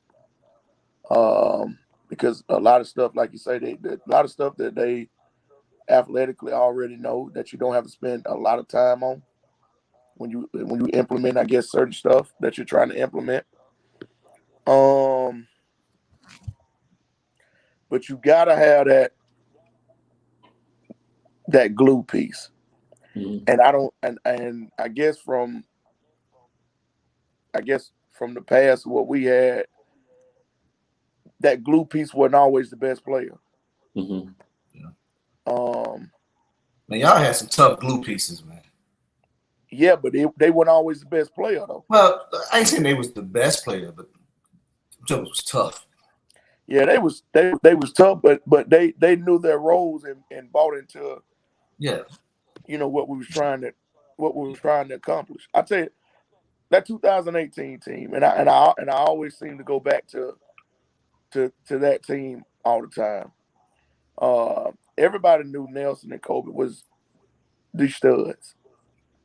Everybody knew that, but Jada Norman brought that, and if you can go back and look in the state championship game,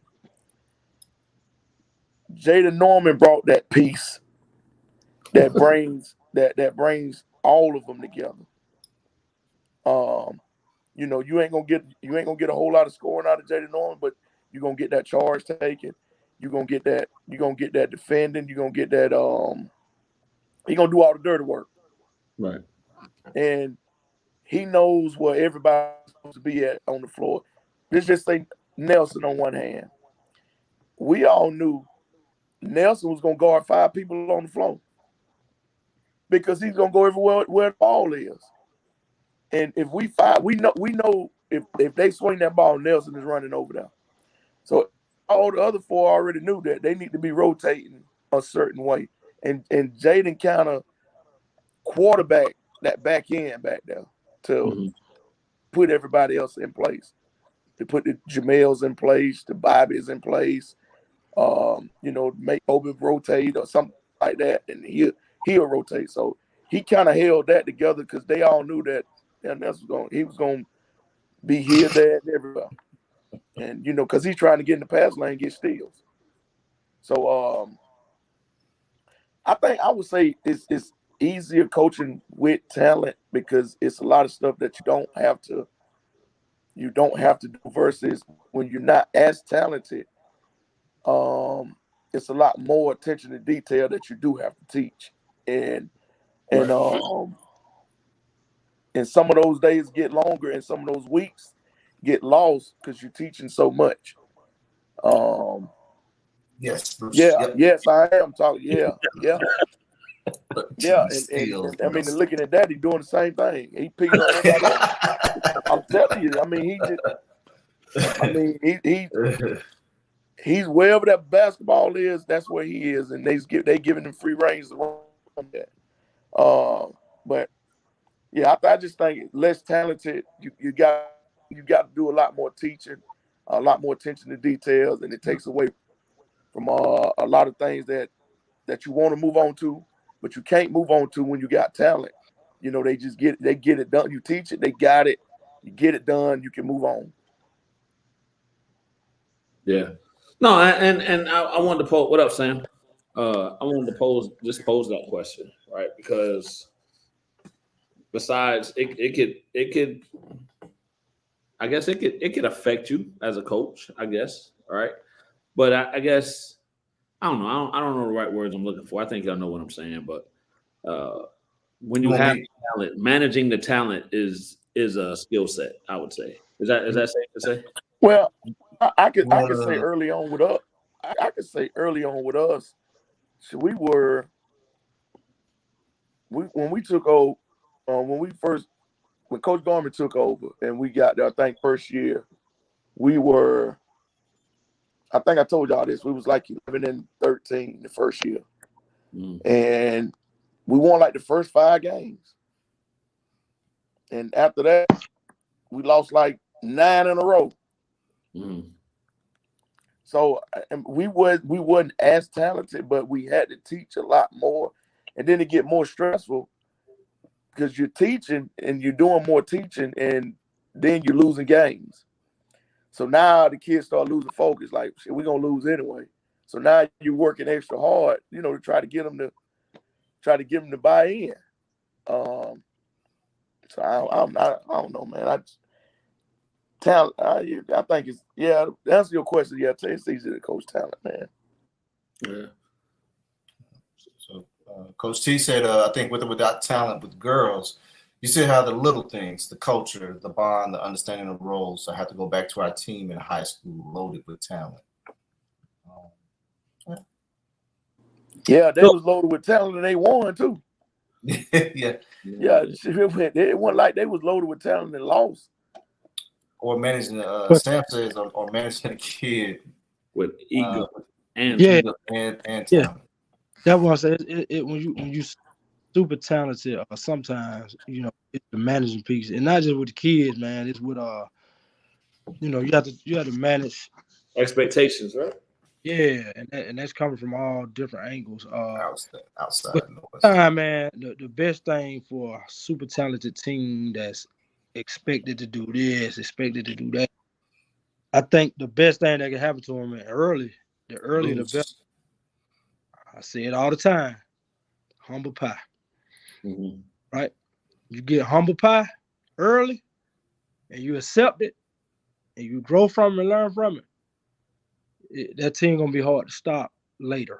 But if you are entitled and feel like that shouldn't have happened to us and we this or we that or stuff like that, then you might be in for a long season.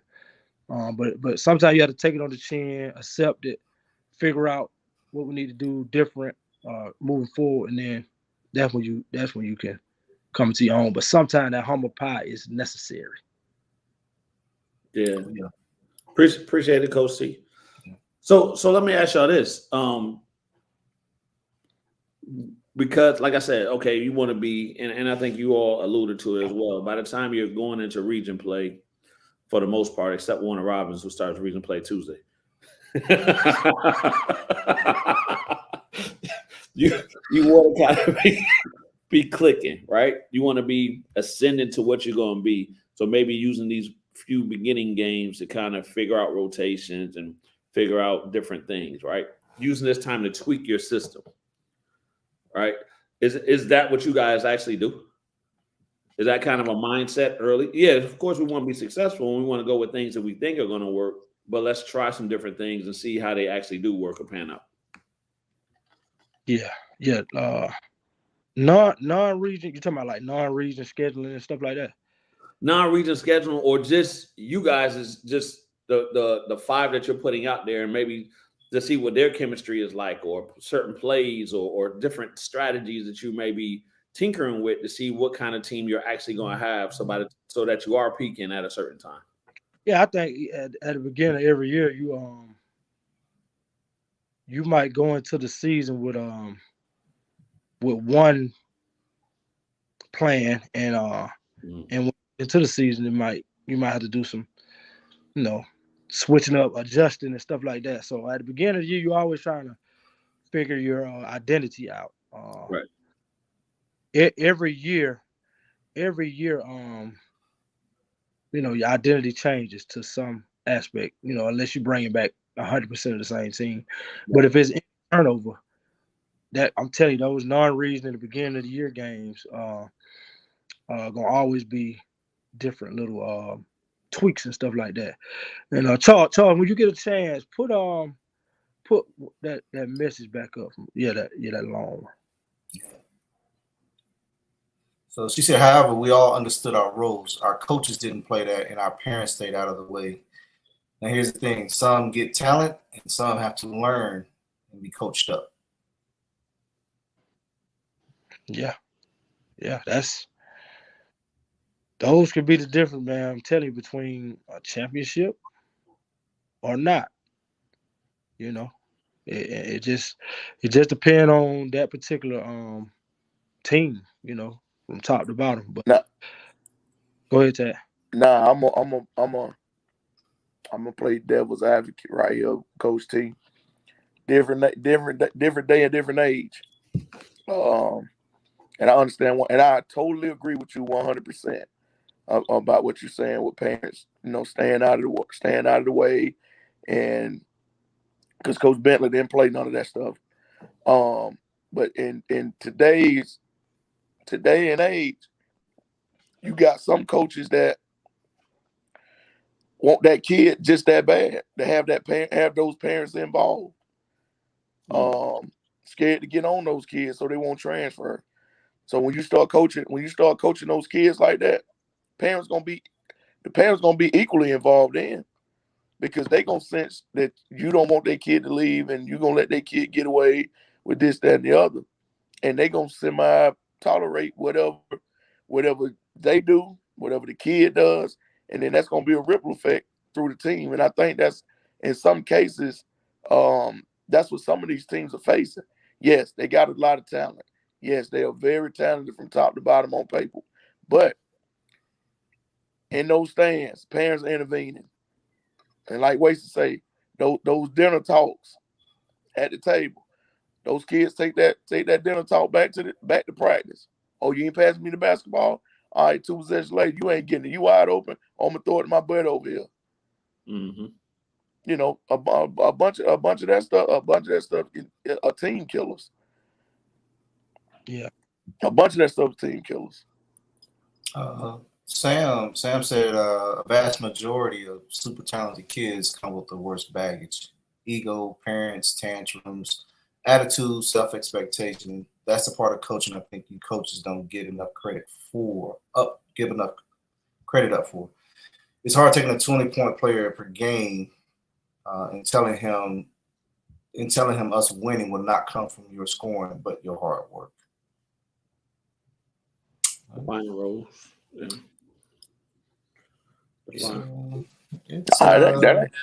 That ain't hard. That ain't hard to tell a kid. That ain't it ain't hard to tell a kid that. No. I think to go back to what you were saying,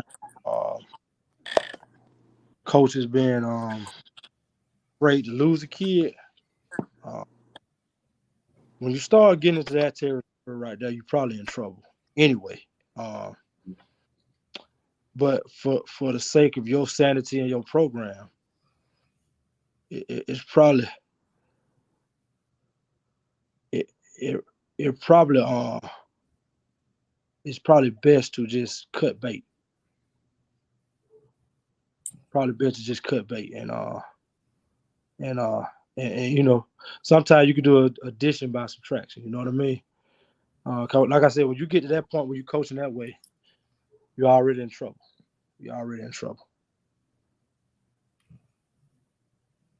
So, well, but I think that's kind of, unfortunately, that's kind of turned into to sports a little bit, right? Youth sports. And Sam, you're absolutely right. Now that's not hard for us to do at all, because we're gonna take that, but that comes from what we always go back to saying, always be honest with your kids. That's what we always go back to and say, be honest with your kids. And that's where a lot of that comes from. A lot of these people ain't honest and real with their kids. Right. You got to think, a lot of parents see that their kids score 20 points a game, and they think that they're just much more than little Johnny who doesn't score no points a game. They look at little Johnny and say, "Oh man, he's sorry." Little Johnny getting deflections, steals, rebounds. Yeah, little Johnny taking charges. Little Johnny getting extra possessions. Little Johnny getting in that passing lane. Little Johnny is doing everything else but scoring the basketball. And your son averaging 20 points a game, but little Johnny ain't no good. He averaged 20 points a game on 30 shots. But little Johnny ain't no good though. But little Johnny doing everything else to get those extra possessions to pass to your son so he can shoot it. And so it goes back to that thing. You know, one person will never be bigger than a brand, right? So whatever your brand or your culture is, I'm kind of with Wasted. You cut bait. I think you give a kid, because you're dealing with young kids, you give them an opportunity to change. But if it ain't changing, if they can't adapt or buy into what the brand or what that culture is, but you definitely give the kid an opportunity, because you're still dealing with kids. But they better get some get right in them quick. Be riding that pie. Gotta stop coaching these kids so they won't leave the program. And that gives the kid and the parents leverage of how they gonna conduct themselves within your program and towards you. Right. Because they'll you ain't, my son ain't starting tonight. Oh, I'll just take him to such and such. Yeah. So yeah, man. That good old high school transfer portal. It ain't just high school; it's middle school too. Middle school. Hey, and it ain't just middle school. It's in red ball too. Your kid plays 7 and 8 year old basketball, and he played for a certain coach last year, and the mom think the kid's supposed to shoot 20 times a game. They only got 9 possessions in the game, and he think he's supposed to shoot 20 times, and he ain't shoot 20 times, and oh well, he gonna go play for this coach next year. I mean, it's all the time. Yeah. Well, I just wanted to kind of bring that up, man, because we were on the managing expectation piece, right? Helping people understand, because early in the year you hear a lot, right? Because you don't see the finished product yet, and some people only see what's right in front of them, and not where it's going or where it could potentially go. So just I think that's a conversation that probably needs to be had. I don't know if coaches, and we've had this conversation before, coaches communicating back to the parents. I don't think at high school level they should have to communicate back to the parents what the process is. You know what I mean? But I'm sure there's conversations that go on. I'm sure people want to know. Ty, why you looking like that? Because you said they wanted to communicate after tryouts. No, I said right, exactly, Charles. That's why that's why I'm laughing, because I'm looking at that face. I know. I know he's looking at me like that. I said for the kids that got cut. We're not gonna go back into this conversation. I told you this conversation even came back up. And I'm being funny with KB because KB eyes the cup Guru deep. That's totally different, Sam. Guru don't have an attitude. So it's difference between, and I think all of y'all would agree, it's the difference between pushing somebody out of their comfort zone a little bit because you see what's in them versus dealing with somebody with attitude. Was that true?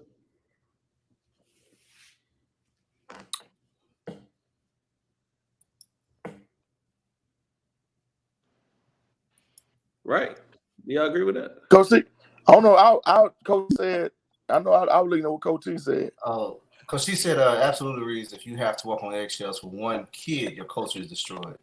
The 20-point per game kid is getting the ball, passing them, rebounding them. They probably ain't doing no dirty work. Yeah. And that's what I'm saying, man. Like, be real, be honest with these kids. Hold these kids accountable, man. I'll give the GOAT much credit. He gets on everyone equally. So when he gets on the talented kids, they don't take it personal. That makes them easier to handle. But yeah, you have to, because now you showing little Johnny that if you gonna get on this joker here that scores 20, which is the best player, then I know he gonna hold me accountable. And it's not getting on you; it's holding you accountable. So let me ask you a question, all right? And I'm gonna throw this out here. Have you guys ever found that it was harder, and this may sound like a weird question again, but harder to get on a less talented kid than it was to get on a talented kid? Yeah. Wait, what now? It's different expectations. It's harder to get on a less talented kid than it is to get on a harder kid. Meaning I can get on this harder kid easier than I can get on this less talented kid because of the less talented kid at that point may feel that I think it's expectations. It's expectations of hold on. No. This talented kid, I can get on them because they understand they're being pushed. Whereas a less talented kid is like, well, I just don't get it. Everybody's held accountable the same way. So I think it's this. I think everybody's held accountable the same way, but expectations are different for each player, right? So if I have, how do you put this? I have a big and expectations in a role. Yeah. So if I have a big that's trying to push the ball up the floor, and he know he ain't supposed to be dribbling that ball up the floor. Seen that 3 times last night. Well, I know what you're talking about. That's why I'm bringing this up. I'm probably gonna get in his butt. But You know what I'm saying? So it's just expectations. That's what I think. But he's gonna get the same. He got the same thing. Yes. When he got the same thing. Then when Cam Purdy came off the floor last night, right? Coach Gorman got on both of their tails. But it's scope. It's scope, right though, Tat. So your scope for him may be like this, where your scope for Cam is like this because he's managing a larger part. He's managing a larger part of the game. You're teaching the same thing. You're teaching them the same thing. They're both learning the same plays. They both learning the same defense. They both learning the same rotation. If they ain't executing, then they're gonna be held accountable the same, whether you talented or less talented. Right. I'm just saying their execution points are different. That's what I'm saying. Wait, see, what's your thoughts on that? You definitely have to hold everybody accountable the same way. Because kids they're really good at sniffing that stuff out. Well, I missed 2 shots and you did this, and he missed 2 shots and you did that. So I think you have to do, if you're gonna coach it, you have to coach it as far as accountability the same way. Now, in saying that, you will have certain players that, in my opinion, that are going to have a more room for margin of error. Mm-hmm. Like, I think that's just natural on every team. But again, I want to make sure y'all understand what I'm saying. I'm saying you're getting on the talented kid more carefully than you're getting on the less talented kid. Do you feel? And the only reason I say that, and Wes, I apologize for cutting you off, but I wanted to make sure that point is being emphasized. I'm not saying that the talented kid can miss 2 layups, and I'm gonna be like, "Hey man, come on, get it together." And the less talented kid miss 2 layups, and I'm running them out the gym. I'm not saying the opposite. So I think it's like this. I'm putting perspective for my player. If Nolan go out there and shoot 3 3-pointers, and he missed all 3, I'm probably gonna pull Nolan out the game. Right. Keith go out there and shoot 3 3-pointers, and he missed all 3. Keith probably stay in the game. Expectation. Nolan ain't got no business being out there shooting 3s. That ain't Nolan role. All right, exactly. And he's doing wrong, right? Yes. So I'm with you. I'm with you. The accountability piece is the same for all of them, right? Now, if Keith go down there and try to do a layup against 3-6-5s, I'm pulling Keith out. Whereas Nolan, I wouldn't pull out. So but that ain't accountability though. I'm saying I'm getting on them both. That is accountability. I don't train you. You haven't been taught that way. You haven't been trained that way. I'm holding you accountable the same way. That's what I'm saying. The accountability piece is the same. The expectation is different. Well, hold on. Let me tell y'all the scenario, right? What happened with me? I was coaching. A parent told me at the end of the year, right, that they didn't think that I liked their kid because the way I was getting on their kid. And me thinking I'm getting on everybody the same way, but in their mind, they felt their kid was less talented, so I should have had more patience with their kid. That's because your parent was only thinking about their kid and not thinking about the team. Oh, well, okay. I'm looking at this different then. Right. So that's what I'm saying. So then, so if it's a less talented kid, yes, you hold them accountable. But okay, I know you're not that good. So I'm not. They got where we was going that season in because they were like, "Oh, you made my child better by getting on them and doing all these things." I had no idea what was going on in their head. They never had a conversation with me during the season. This was after the season that they told me this. But that's why they having that conversation because they only concerned about the kid and not the team. You're getting on everybody to make the team better. Right. He's only worried about little Johnny. Okay, yeah.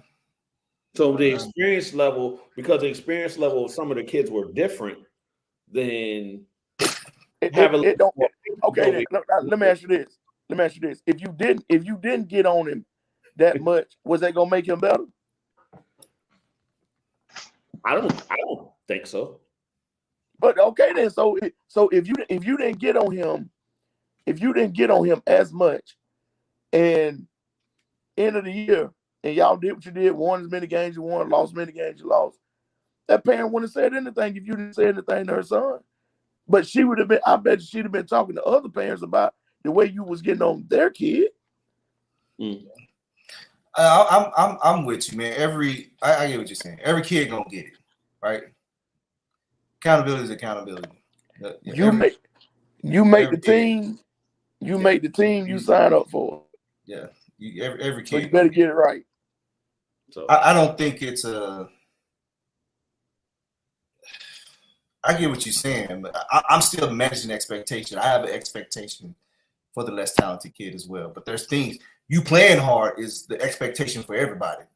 There's no give with that. So wait, I apologize, man. Finish your thought. Nah, man. Y'all pretty much hit on everything, but like I just think that some kids organically is gonna have a larger role, a marginal error. Mm-hmm. And just like I think that's with any team, man. Everybody, and I could be wrong. I could be wrong when I say this. So if I'm misspeaking, I stand corrected. But just from my vantage point, I'll say that. I'm gonna say Cam Perkins, right? Mm-hmm. I think Cam Perkins he's gonna be held accountable the same way as I don't know his name, the little backup, the little left-handed guard. I think he's left-handed. What's his name? Jerron. I don't know. It could be Jerron. Okay. Mm-hmm. I think the accountability is going to be the same, meaning that if they both make the same or similar boneheaded play, they both going to get chewed out the same, right? However, in that, I think that Cam Perkins would probably be allowed more leeway to do it before he's probably substituted for, right? So that's what I mean when I say the accountability is the same, but the margin of error ain't. Right. And that makes point the player earns that, right? And Tat, you can speak more to that because these are players. And well, Coach Garman snatched both of them last night. Yeah. Snatched both of them. Yeah. I wouldn't say that he has Cam has a margin of error. And I said both of them got snatched last night. They did. And you got to think too on the team now. You gotta have somebody to sub for them too now, because both of them play the same position. Mm-hmm. Right. So when in some cases it may look that Cam has more leeway, but I mean if Jerron turns basketball over, makes bonehead plays, and Coach Garman snatched him like he did last night, and yeah, Cam got to play because we don't have another point guard. Man, you know what I'm saying? It's equal, it's equal across the board. That's what you're saying. Yeah, I'm telling you, he's like that. Like last night with Pete. Mm-hmm. My man, Pete. Pete made them bonehead play, snatched him right out, put Rasan in there. Went with Rasan because Rasan with Jack is more of who's producing right now. You know what I'm saying? He loved Gabe in a lot because he's Jerron. You know what I'm saying? So he does it 1 through 15. So I wouldn't say one has more leeway than the other. Because if they doing it, he gonna trust me. He gonna snatch him and snap. I know exactly what you're saying though, Waste. I do. I know exactly what you're saying. I know you say he has more margin of leeway of error to make those same mistakes than he probably would. But I don't know, man. Last night I don't know, man. I look at it like business. Okay, my bad. Go ahead, Sean. My bad. I just think the scope of what your more talented person, your more talented guard or big, however you want to do it, their scope is much larger. So you can what they able to do. So you may get onto them a little. You may not necessarily. It might not lead to you taking them out the game. It may lead to you getting on them, get back out there and execute what I'm telling you to do. It may be a little different, but I just think the scope of what those two is different. One's like this, and the other one's like this. It's just bigger. It's a larger scope. That's how I look at it. But I don't know. It ain't a one shoe fits all type. I know exactly what you're saying, Wade, and I always go with the statement, and I don't know if people like it or not, but sports isn't fair, right? So somebody is gonna get the benefit of the doubt over another player. Then to me, that's based on what you've been able to do previously. And right? I think a lot you built yourself up to be.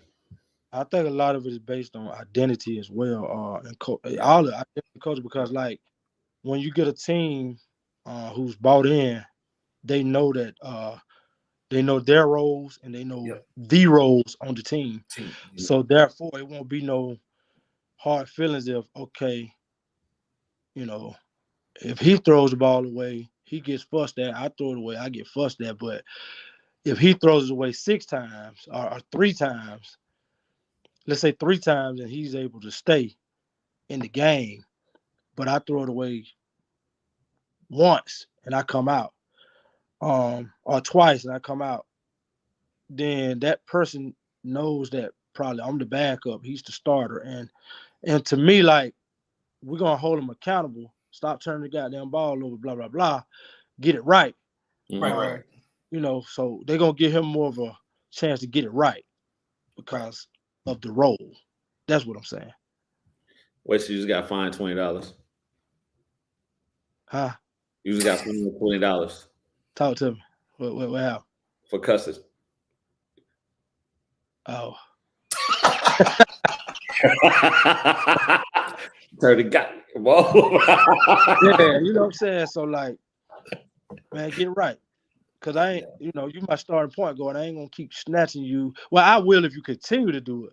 Right. But I'm hey, get it together now. You know what I'm going to give you more of a chance to get it. You know what I mean?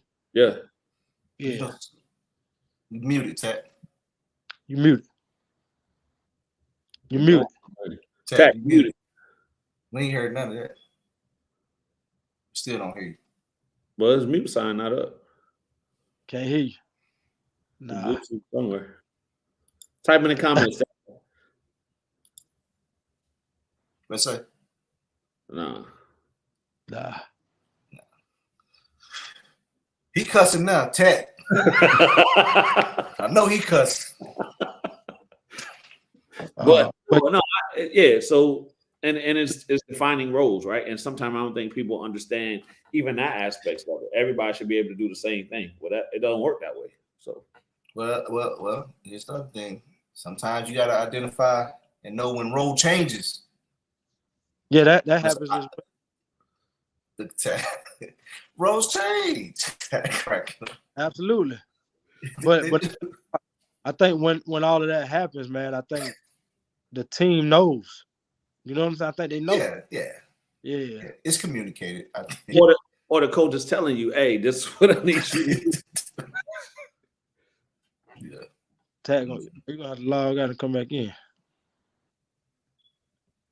But Man, we can't hear you. Log out, Pat, and come back. It's interesting, man. You about to go? All right, good folks. He's saying Charles about to close the show. That's what he's saying. That's what he's saying. Charles is about to close the show. You right, Ted. You know me well. So Ted know me well. Oh, but it is that time. Great conversation. Great conversation. Some great basketball has been played over the last couple of weeks. Some great football is still being played. So as they get ready to close that out, make sure you you see Tat Big Red. Make sure you go out and support the teams that still carrying that flag for the area. I think it's only one. Or team. My bad. He said it was no point to Charles closing the show. And he's absolutely right. Shout out to Big Waste. Man, a heck of events you put together, a heck of a matchups you put together. Man, continue what you, as y'all can see, go Perry. Heck of a matchups you put together, man. Heck of an event, very well organized. Shout out to Coach Garmin for allowing us to utilize this facility, the access and the hospitality that he had set up, whether it was the hospitality room, the food, the atmosphere, all of that, man. So it just played into all the good vibes that was given over the last couple of days. So kudos to Coach Garmin for allowing that to happen. DJ Preacher on the ones and twos. But as we close out, Waste, any parting words, anything you want to leave our fans, our viewers with? Yeah, just like you said, man, just thanks to everybody, especially to Warner Robbins, for showing that support, man, and backing me on it from the top, from the administration all the way down to the athletic department. Everybody involved with supporting me in that. Thank you to the coaches and the teams that's participating. You guys, all the media people, the network, y'all know who you are. And the fans, man, everybody, it take a village, man, for everything. So the success comes from everybody working together. So appreciate everybody. Good luck to everybody on the rest of the way, and we're gonna keep moving, man. We'll see y'all next year. Yes, sir. KP. No, just again piggybacking, man, and again giving Wasey his flowers, man. Salute for what you've been able to establish and helping this area grow. Is a big deal, man. So like we said before, we're just happy to be a part of it, happy to play our part, and be involved in helping the culture grow. And then as far as like the questions, man, I think it was a good conversation. I think it's that time of the year that we had those questions because it is the beginning of the season, right? So we have new people transitioning to high school sports, so to speak, and different levels. So kind of understanding expectations, understanding coaches, understanding high school basketball, because it is different, right? It is different than middle school. It is different than rec or travel ball. It's a level closer to the next level, which would be college, man. So those expectations and that mindset starts coming in. So good conversation, good stuff as always, man. Tat, you got anything to say?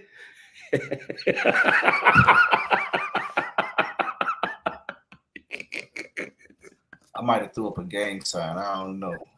I'm not affiliated though. So check us out, man. Get out to your local gym, support your teams. If your team not playing, go see another team play, man. Check out these kids. A lot of talent in the area. As always, I think Tat wanted to say, "Go Big Red." All right. Go. Yeah. If your team's not playing Friday, go out and see the Demons play. Yeah.